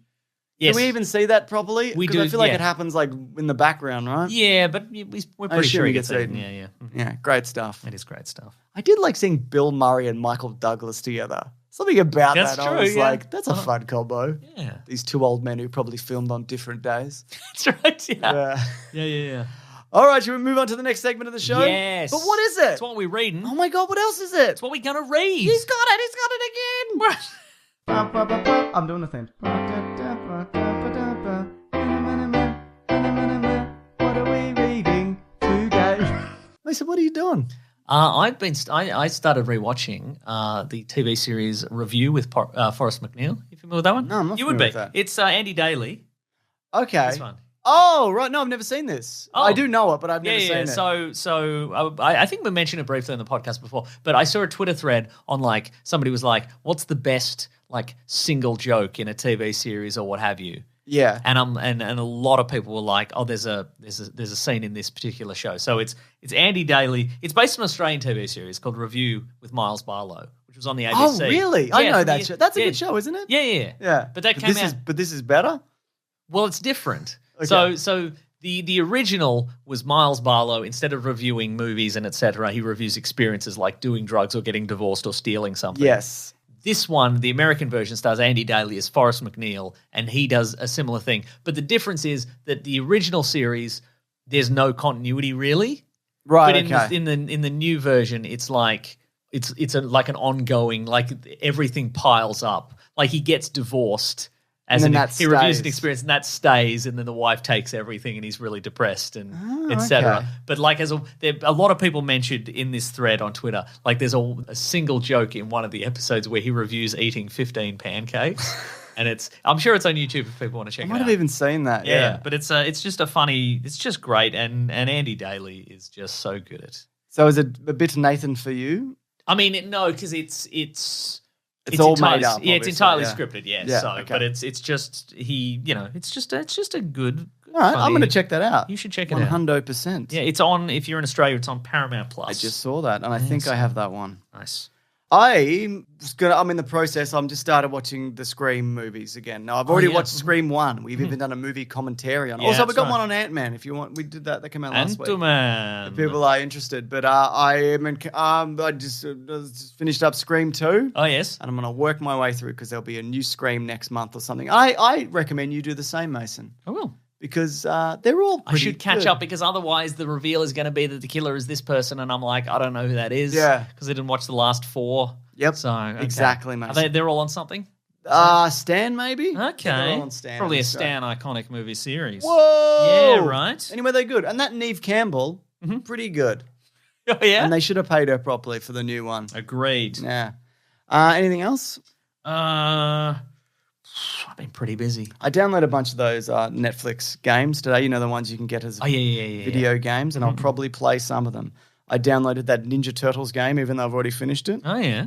But it was mostly Just good to have it on a different It platform. was mostly to show my son to be like, look at this, I got Ninja Turtles on this. He's like, oh my God. What do you got on your phone? Hey, that's right, you don't have a phone. And you never will. I'll right. make sure of it. What's your bank balance look like? Oh, you don't have one. I'm going to make you a social outcast. You'll no. you'll never look at a computer or play a video game. That's what I said to him. Wow. No, that's not true. Well, then you Mason. got worn out hanging out with him. You're just like, I have everything. Have a bunch of tablets and TVs. I don't get it. It's fine. What else? I don't think I've been. Let me just check the old queue. See if there's Queue? anything exciting. I watched Picard, the first episode. Oh, how's that? Yeah, I mean, they decided Next gen? They started to do next gen. Yeah. Which I think a lot of people were like, finally, thank you. I mean, Picard as a series, not great, but it's nice to see him and Riker doing a little mission. Right. And he's more like Riker. He's not like pizza oven Riker with his scruffy hair and he's like, I'm making tomatoes. It's sure, right, Which is right. what he was in previous Yeah, seasons. right, and right. whatever. I'm like, I don't want happy Riker. I want Riker fucking just being a weird jerk. Do you want him to play the trombone or Yes, whatever? and Like he whatever, used yeah. to do? Yeah. Is it the trombone? Just being or super something? arrogant and Yeah. confident and yeah. Hell Just- yeah. Just a big man walking into a scene. Still waiting on that Strange New Worlds Lower Decks crossover. I'm Oh, yeah, excited that's for that to happening happen, soon, yeah. isn't it? At some point, maybe. I don't know. Jack Quaid. Correct. Very good. What else, I Mason? So would you recommend that I watch Picard? I mean, you like Next Gen, don't you? Yeah.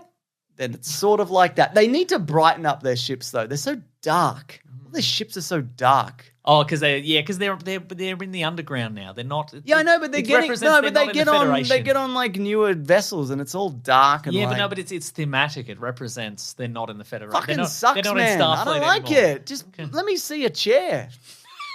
Let me look at a big red chair. Yeah, hell yeah. I don't like it. Yeah, it's a big velvet red chair. Don't you love it in one of these shows where they go and they get on an old set and you're like, ooh. Yeah, I do. It's true. Just something. Not even, it doesn't have to be that, but just, you know. Well, they haven't made ships like this since 2245. If that is, in fact, before now. A star date. I can't remember what year we were in. Can't remember anything either. Anything else? No, that's everything, I think. But now it's time for letters, I think. I think that's the perfect opportunity for letters. Letters. The classic one was This roof light is so bright.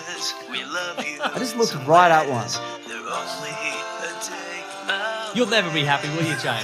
Oh, these starships are too dark. The starships are too dark. Oh, these lights are bright. These lights are bright. It's too bright in here. What do you want? Mason, it's literally midnight, midnight, Mason. That's right. Just cut me some slack. I shouldn't have looked in that light. Now I'm never going to sleep. Watch this. Why are you doing that? Right at it. Don't look at it.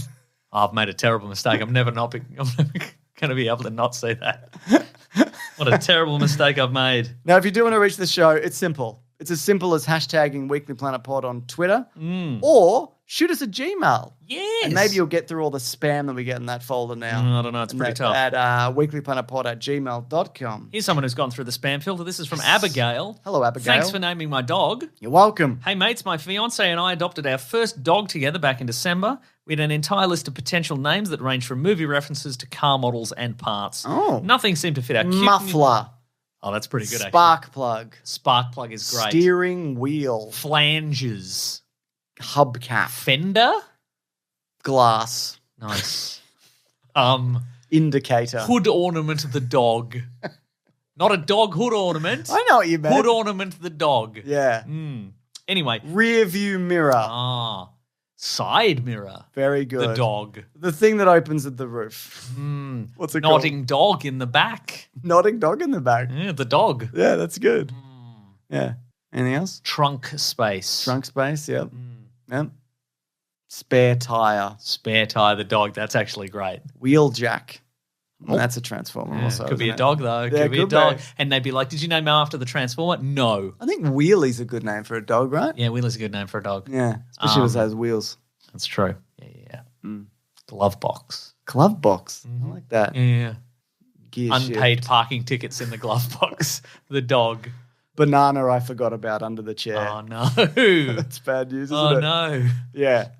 Anyway, nothing seemed to fit our cute new pup until our second day with him. While I was watching the Titanic Caravan, a garbage episode, the guy screaming Rodney segment suddenly opened my eyes to what our dog's name was. I looked at my fiance and said, let's name him Rodney. He loved the name and stated that his Australian YouTubers, Mighty Car Mods, also have an inside joke involving the name Rodney. Really? It was perfect. The name has stuck ever since. Thanks to both of you for being an amazing part of my life. I listen to the podcast every day while at work. I wouldn't be able to get through the day without you. I attached a picture of Rodney for you to enjoy. Let's see. It's dog time. There Dan, he that is. dog's got glasses on. He's got little safety glasses on. I love that. Yeah, Big fan of that. He's helping around the house, it seems. They're doing a bit of work. What sort of dog is that? Kelpie cross, Looks maybe? like a Kelpie, yeah. Yeah, Nice. Don't know, though. He looks like he has evil red eyes, though, in this. No, that's a reflection. He doesn't have evil now, red there's eyes. been some kerfuffle What is that? on the internet because our most recent Caravan of Garbage does not have the Rodney supercut in it. Here's the thing, we forgot to mention it. It's back. Is spoiler it? alert, it's probably back in the later Is it? ones. I think it is, No, yeah. it is, yeah. It is. Definitely is. We just forgot. It's Yeah. not. Yeah. No. But that's Ben and Lawrence's fault because they also didn't put it in. So, blame them. Wow. Yeah. Congratulations to Lawrence for getting married. Did we That's mention right. that? Yeah, Did we exactly. mention that last Really week? exciting. Yeah. He's not getting any time off, but That's right. I appreciate that he's getting married. We made him edit videos at his wedding in between speeches.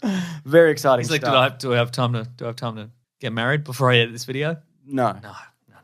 I just wanted to quickly say last week you read an email about Zorro, and I feel like I was quite dismissive of that person. I was like, yeah, I know about Zorro. Anyway, I thought that was quite rude of me. Okay. And so if you are that person, I apologize, and I you're even appreciate still your email. listening. Yeah, which you Wow. shouldn't be because I was quite rude. Wow. Anyway, because I think I was looking up something else at the time for I was trying to find a tweet or something. You were looking up rude comebacks to earnest letter writers. Oh, How to do a wiki-how on being rude to letter writers. And I think it was successful. I think it was very successful. But I got this one here from Caitlin, who's hashtag Weekly Planet Pod on Twitter, who says, "Hi, quick QQ, as in quick question. Oh, yes. Now that we finally have a Flash trailer, I wondered, all horribleness aside, do you think this was always their back pocket plan? Like, could one of the reasons be that it's taken so long is because it's been a restart? Thoughts?" I think probably there's a very good chance that they were going to throw this out to restart something, but maybe they didn't know what. Or maybe they did and it changed. Oh, absolutely. I mean, that's the point of Flashpoint, right? Yes, so you can exactly, literally do anything afterwards. That's true, yeah. So yes, I do think that. Well. Yeah. And luckily after this, once they've done Flashpoint, if the next variation of the universe fails, they've just got a bunch of other reboot options. They could do Crisis on Infinite Earths. Yep. They could do 0 Hour. Yep. They could do Infinite Crisis. Yep. They could do another big crisis. They could have a big cry. Dark Crisis. They could do There is a Dark Crisis. Yeah. Dark Knight's Metal. They could do. There's too many Jokers now. Yeah. There's so many options for different things just they could do. panicked reboots they could do. I love it. Yeah. Big fan of all of that. So, yeah, but I mean, that is the point of the Flash, of Flashpoint. It was like the kicking off point for New 52. That's the slogan as well. That's the point of the Flash. It's the point we're changing some Flashpoint. things, but not everything. We're changing the things that doesn't make money. That's right. Yeah. What else you got, Mason? Actually, here's something that I didn't mention earlier. This is not letter related. And what are we Although doing? I bet some people emailed in about it. It's the 35th anniversary of the TV series Red Dwarf. Did you know that? I did know. I saw that because I follow some Red Original Dwarfs run, counts. 15th of February, 1988. Wow. What an era. What an Is that era. coming back soon or what? Aren't they bringing that back again? That's a great question. Did you watch the movie that they brought out? I'm a couple of seasons behind. Okay. The lost people, I don't mind the people. I don't mind the newer something. stuff. Yeah, and I didn't mind the movie. I didn't love Back to Earth. That was like the 2008 one. That was or a long whatever. time No, ago. That yes. sucks. That one sucks. But then there was some subsequent There's some stuff that after I that enjoyed, which is not but bad. I'm at least a couple of seasons behind. Yeah. But yeah, it's real pretty good. I agree. Anyway, that's our Red Dwarf episode. That folks. is. We've done it yet again. Done it. You're welcome, Red Somebody Dwarf will fans. compile these one day into one episode. Yeah. This Anyway, is- here's an email. Oh, okay. Go on. This is from Sam. Sam. He says, after many years, I found my meso. Whoa, what? That's right. My condolences. Is it you? No, it's, what? Hello, guys. Sam here from Sweden. I was depressed during a lot of years, and one of the few things that kept me going was my love for nerdy movies and looking forward to any new superhero movie that was coming out. I also watched a lot of review channels on YouTube and secretly dreamt of someday starting my own review channel. Very During those good. years, the review I always looked forward to the most was the review on your podcast. He's talking about us. That's right. Eventually feeling better, I met my future wife and started a new job managing an independent cinema, and that's where I met my meso, the true yin to my yang, and we decided to start a movie review channel. Since then, I don't listen to any more reviews because I don't want to be influenced by other reviewers' thoughts. Understand but that. the only review I still listening to after recording my own is your podcast, and you guys still give me plenty of joy after so many years. Now, you're not going to name it, though, are you? That looks like what you're going to do. You're not going to name No, it. he hasn't. He hasn't What, named it. really? Yeah. Oh, I've opened YouTube so No, I he can hasn't look it named up. Yeah. I just wanted to send you my love and many thanks for inspiring me to take the step to becoming a movie reviewer. Can I be the Swedish James of the podcast and my partner Sebastian, the Swedish Nick Mason? Yes. Yeah, cool. Congratulations. Yeah, that's awesome. that's very exciting. Yeah. It's fun to do a thing, isn't it? It is fun to do a thing. Yeah, get those thumbnails absolutely popping. That gets the people, and it say something like crap film across it, or like Nice. this made me want to die, and Bad actor, bad actor. person. it's too much CGI ruining cinema. That's right. Yeah, something like that. Yeah. Glove box full of parking tickets? Question mark? Emotional? Yeah. That would be I think maybe emotional. I've mentioned this before, but some people are always like, oh, I think there's actually too many podcasts. I think there's actually too many YouTube channels or whatever. And it's like if you were like... Yeah, I mean, it would be if you had to consume literally everything. Well, exactly. But I always think it's like if somebody was like, I'm thinking about learning to play the guitar, and you were like, there are already people who can play guitar That's really true. well, actually. So, Yeah, well, that is true, though. yeah. There's actually enough. Have you ever heard of The Edge? Yeah. From U2? He's pretty good. I mean, when he dies, maybe you can start, but before then, do not. Yeah. That's very true. God, I hope he doesn't die this week. He could die later, and then this wouldn't. Sure, no yeah, one would yeah, email yeah. me. That'd be great. Mason, this is Go from on. Lewis, who says, #Weekly Planet Pod. Isn't Clooney and Keaton the same Batman from the same continuity, so it makes sense for Clooney to appear? No. I think it's. The answer's no. Somebody because came of out and said Batman that- 89, the comic book. Yeah, that's what I'm saying. Yeah, it's been confirmed that they're not. I mean, they were And there are Technically, some yeah. elements that carry over, but they're not anymore. But because of the existence of the Batman 89 comic book, which continues the adventures of Keaton Batman after Batman Returns, that is a separate universe. Which is also in the Superman 78 universe, apparently. It's so they're the one universe. And maybe the Wonder Woman universe also. Wonder Woman! Actually, that's not true. That's not true. Pretty good. I thought so. Yeah. So it wouldn't make sense. Oh, yeah. I mean, nothing makes sense also. That's very true. Just bear that in mind. But no, not a terrible question. What have you got, Mason? This is from Robert. He's got a suggestion for our Book Club. I love a Book Club. The Big Sandwich Classic Comic Book Club, which, of course, is a bonus podcast you get if you subscribe to bigsandwich.co. It's true. And we review and discuss comic books. Yeah. I mean, we're pretty good at it, except we don't know how to describe art. No. But if we could. We go, boy, isn't it? This is good. This is some good art. If only you could see it on this audio medium. I looked at it all day, we say to each other. He said, hey, dude. Hey, what? I'm assuming he's referring to me. Okay. I recently joined the Oversized Asani gang. That's us. Yeah. And I'm making my way through Comic Book Club and thought I'd throw out a suggestion, Ultra Mega from Image Comics and James Harron and Dave Stewart. Starts off as a gory Power Rangers, but quickly gets weird in the best way. Right. I adored it. My bad if you already covered it. We haven't, but that sounds really good. What's that called, sorry? Ultra Mega, all one word. Is that part of the neon black thing? It sounds like it is, isn't it? Yeah. It's Radiant Black. Radiant Black, sorry. I don't know if it is. No, it doesn't. But I think I've heard good things about Ultra Mega. Cool. All right. I'll check this. Image Comics it is produces from Image good as well, stuff. Yeah. Cool, man. It is cool. I got one more tweet here from Amanda who says, #Weekly Planet Pod. What is the more potent Australian creature threat? Magpies, huntsman spiders, or something else? Magpies. Yeah. Huntsman spiders are not poisonous or venomous or whatever the fuck it is. I can't remember which one. They're just big and they look scary, but they're completely harmless. Exactly, yeah. But magpies will beak you in the head.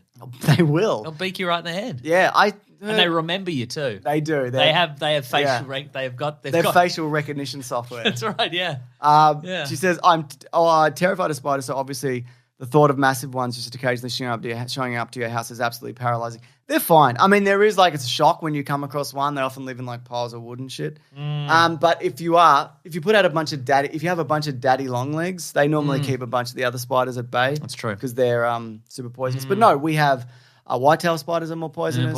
Or venom, whatever. They never killed anybody, apparently. Redback spiders, very poisonous, but less common. Snakes, super fucking poisonous, depending on the snake. Or venomous, depending on the snake. Venomous, yeah. Some are poisonous and some are venomous, obviously. That's very true. Brown snake's bad. Tiger snake is bad. Just don't touch any Koalas of them. have chlamydia. Koalas they all have chlamydia. Also, they're violent, so if you see one, they can, don't touch them because they can, scratch you. They can fuck you up for real. Kangaroos also, they can kick you open. They'll kick you. So I've had, cousins and uncles who've lost dogs to kangaroos. A wombat will fuck up your car, if you hit one. It'll pull the ornament off and stare you down. What are you going to do? What now? I'm a wombat. Anyway, my other joke before was... it was a Chris Franklin joke, and what was it? It was Bloker Face. That's right. So Chris Franklin, he was a parody, or maybe still is comedian, and he did what was the song that he did? He did Bloke, which was a parody of Meredith Brooks' song Bitch. Yeah. So it's I'm a bloke, I'm a yobbo, and my best friend's name is Robbo. It was that. Yes. And so I said... You should pitch him. Gaga. You should find him and you should pitch him Bloker Face. Yeah. So anyway, I just that's a pretty good idea and too late. Very timely, I think, as well. Because when did Poker Face come out? 2005 or something. So very timely. But it's I think it was closer to 2010. But okay, great. Yeah. I've got one more email. This is from Carl. Good morning, afternoon, or evening to you, mates. Hello. I was just listening to the kill count of Scream 3 by Dead Meat on YouTube. Oh, yeah. And they mentioned that Patrick Dempsey was hired for that movie the day before they started shooting. This reminded me of your Transformers 3 Caravan of Garbage when you mentioned he was also hired the day before shooting. Wait, he's in Scream 3? Apparently. I'm not up to that one You're yet. at Scream 2, I've seen it, but I haven't... This begs a few questions. Does Patrick Dempsey's agent hate him? Is that how Patrick Dempsey likes to do his movies, no preparation needed? Do these movies just make up a role for him on the day? God, that's bizarre. Right? Who is he? The fuck is he in that movie? I don't know. I guess I'll find out. Maybe I don't remember loving Scream 3. Maybe he's Scream. Maybe he's Mr. Scream. Eee! Help. No, it's interesting. That's what's Patrick Dempsey up to? That's a great question. Well, He's always looking good. Yeah, it's He's always true. looking very sharp. He's all like his wife sells some kind of hair product. Huh. He's always like promoting on his Instagram. Demp's hair. Demp's hair. Patrick Demp's hair. It's like damp hair, but it's Demp's hair. What it is, it's like getting a liver transplant but his hair. He gives you a little sample. Oh, and it that'd be grows. good. Wouldn't mind that at all. They did another Enchanted or whatever. He's been that. That's true. He did. Yeah. He probably turned up in Grey's Anatomy in another dream sequence. Yeah. Yeah, he was in Money Can't Buy You Love from the 80s. Anything else, Mason, or should we wrap this? I think that's the whole show. Bad boy up. Carl asks, can I be the official small-town Canadian guy of the podcast? Yes, you absolutely may. And that is the whole show. Thank you, folks, so much for listening. We definitely appreciate it. Thank you for subscribing to the podcast. Thank you for telling your friends about the podcast. Thank you for leaving a 5-star review on your podcast catcher of choice. G. James, do you have Gigi James? Gigi James. James face. I do. Have any I got reviews? 2 here. Okay, This is great. from, it's just an app. Incredible. It is incredible. This one says, a fan of barely Apollo's. credible. It's barely, you can't even, it's hardly credible. A fan of Apollo says, help, I've been converted. My brother-in-law has been telling me for years how funny this podcast is, and now I can't stop listening. We listened to it a couple of years behind, so we don't hear any spoilers or allusions to what's next in the Marvel Universe. So James and Meso, if you ever read this on your show, I will hear it about approximately 2 years later. We'll never read it. And also, who knows if you're still sticking around by then? Who listens to this show for 2 years? I guess a bunch of people, right? Some people, sure, yeah. Yeah, pretty good numbers. Yeah. But no, thank you. Brian PY says, also, can you please stop asking me to leave a review now? Look, I love this podcast. The banter between the two hosts is top notch. I'm always hesitant to leave reviews, though. What if James says a horrible thing or murders someone or something? And what if I'm on record giving them a 5-star review? Does that make me complicit? But they keep asking me to leave a review, and frankly, I'm sick of hearing it. So here are your 5 stars. Can you please stop pestering me to leave a review at the end of each episode? I really appreciate it. Love the show. Otherwise, though, from Brian, you are now exempt from That's right. leaving a review. So when I mention it, just know that I'm Block not your talking ears. about you. Yeah. We are still going to say to everybody, please leave a review. Yes. But if you could, wherever you are and you're listening, just block your ears and go la la la La la la la la poker face. Not listening. Folks, if you want to get into contact with us, you can go to weeklyplanetpod@gmail.com. You can go to Weekly Planet Pod, Facebook, Twitter, Bandcamp. You can follow us. On Yeah, Twitter. man. First, follow Raw Collings. That's Rob Collings. He edits this podcast. He puts it all together. He puts the beautiful show notes in there and the timestamps. How does he do it? He makes videos. He does all sorts of crazy stuff. Is the best. You can follow him at Raw Collings on Twitter. You can follow him at The Weekly Planet on Twitter for all the Weekly Planet updates. You can follow me on Twitter at Wikipedia Brown and on Instagram at Nick Maso. James is Mr. Sunday Movies everywhere. It's you can true. also go to the Planet Broadcasting Great Mates Facebook group. You can go to the Weekly Planet Pod subreddit and Discord. The subreddit recently reached 20,000 members. Did you know I that? saw that. Congratulations. Do you know Big time. Patrick Dempsey has been in a show called Devils since 2020? No. The fuck is that? No. Anyway, go on. Me and Patrick Dempsey wear the same brand of sweater. Is it Did you know true? that? Yes. It's More true. like you copied Patrick I Dempsey. did copy Patrick Dempsey. He's pretty cool, though. Yeah. Unless he's not, in which case He I take it seems back. cool. He might be. Let's endorse him now just in case he does something bad. Good idea. We'll never walk it back. Let's see. Those things that I said. Whoa. If you want to support the show, you can go to patreon.com/Mr. Sunday Movies. You can chuck in a buck or any amount. You would not miss. That's that is fine the key. with us. That is the key. Or just keep listening for free. We don't mind. It's a podcast. We appreciate It's it, a joy of regardless. podcasting, baby. Also, you can go to bigsandwich.co and you can sign up for $9 per month. You get bonus podcast, movie commentaries, early videos, and ad-free podcast feed. It's very exciting. You can also buy a T-shirt. Yeah, man. At tpublic.com. Search for The Weekly Planet. You know what I've been reading that Have you recently? been reading a book? Yeah. What? I've been have you seen the webcomic Swan Boy? Yes. By I Branson have. Reese? I do, yeah. It's very It's a funny. horrible so little good. swan. He's yeah. a horrible little swan And boy. it's very meta. It's very meta, but it's really good. Sometimes he's in a dream or something. Sometimes he's in a dream, sometimes he's in a coffee shop. It's Who true. knows where this guy's going to be at? But I've just been getting in it recently. You don't need to like. They don't follow on, do they? Only in the loosest possible Yeah. sense. Sometimes there'll be like a 3-strip arc or something Yeah. like that. But you can read them backwards if you want to. I will. You'll get it. But anyway, Yeah. it's a good pop. Think it'll ever make a newspaper? There'll never be in a newspaper? Never. No. I hope that he does a published book though. Yeah. I'd be down for that. Cool. I bought a T-shirt, All right. I believe you. but I'd buy a book, Yeah. which is the Do you think Patrick Dempsey will see you in the T-shirt and then buy it like you did with your sweater? yeah maybe. That'd be cool. He's a wouldn't it? real slave to trends, that guy. Yeah. So I reckon probably. Typical. Anyway, thank you to the Brute and the Basilisk and Rackham for all our musical themes, and that is the whole show. Next week, a different thing probably. Wow, what is it? Cocaine Bear. That's going to be out. We can There's some see little. that. I've been seeing little viral advertisements around Melbourne for Cocaine Bear. The little warning signs. I think that say "Hi Bear." I think you're seeing people selling cocaine. I am seeing that also. Yes, That's cool. Yeah. I played the Cocaine Bear, like they'd made a Pac-Man game where you got to eat cocaine and people. Huh. Yeah. It's all right. Love it. Yeah. And also Snake Eyes, obviously. Oh, yeah, we'll will do that next next week. week. Yeah. All right. Thanks, everybody. Grab that, Jamie. Guys, we'll see you next week. And goodbye. Poker Face. Is that how that song ends? Yep. So on the radio, it fades out. She says goodbye, Poker Face.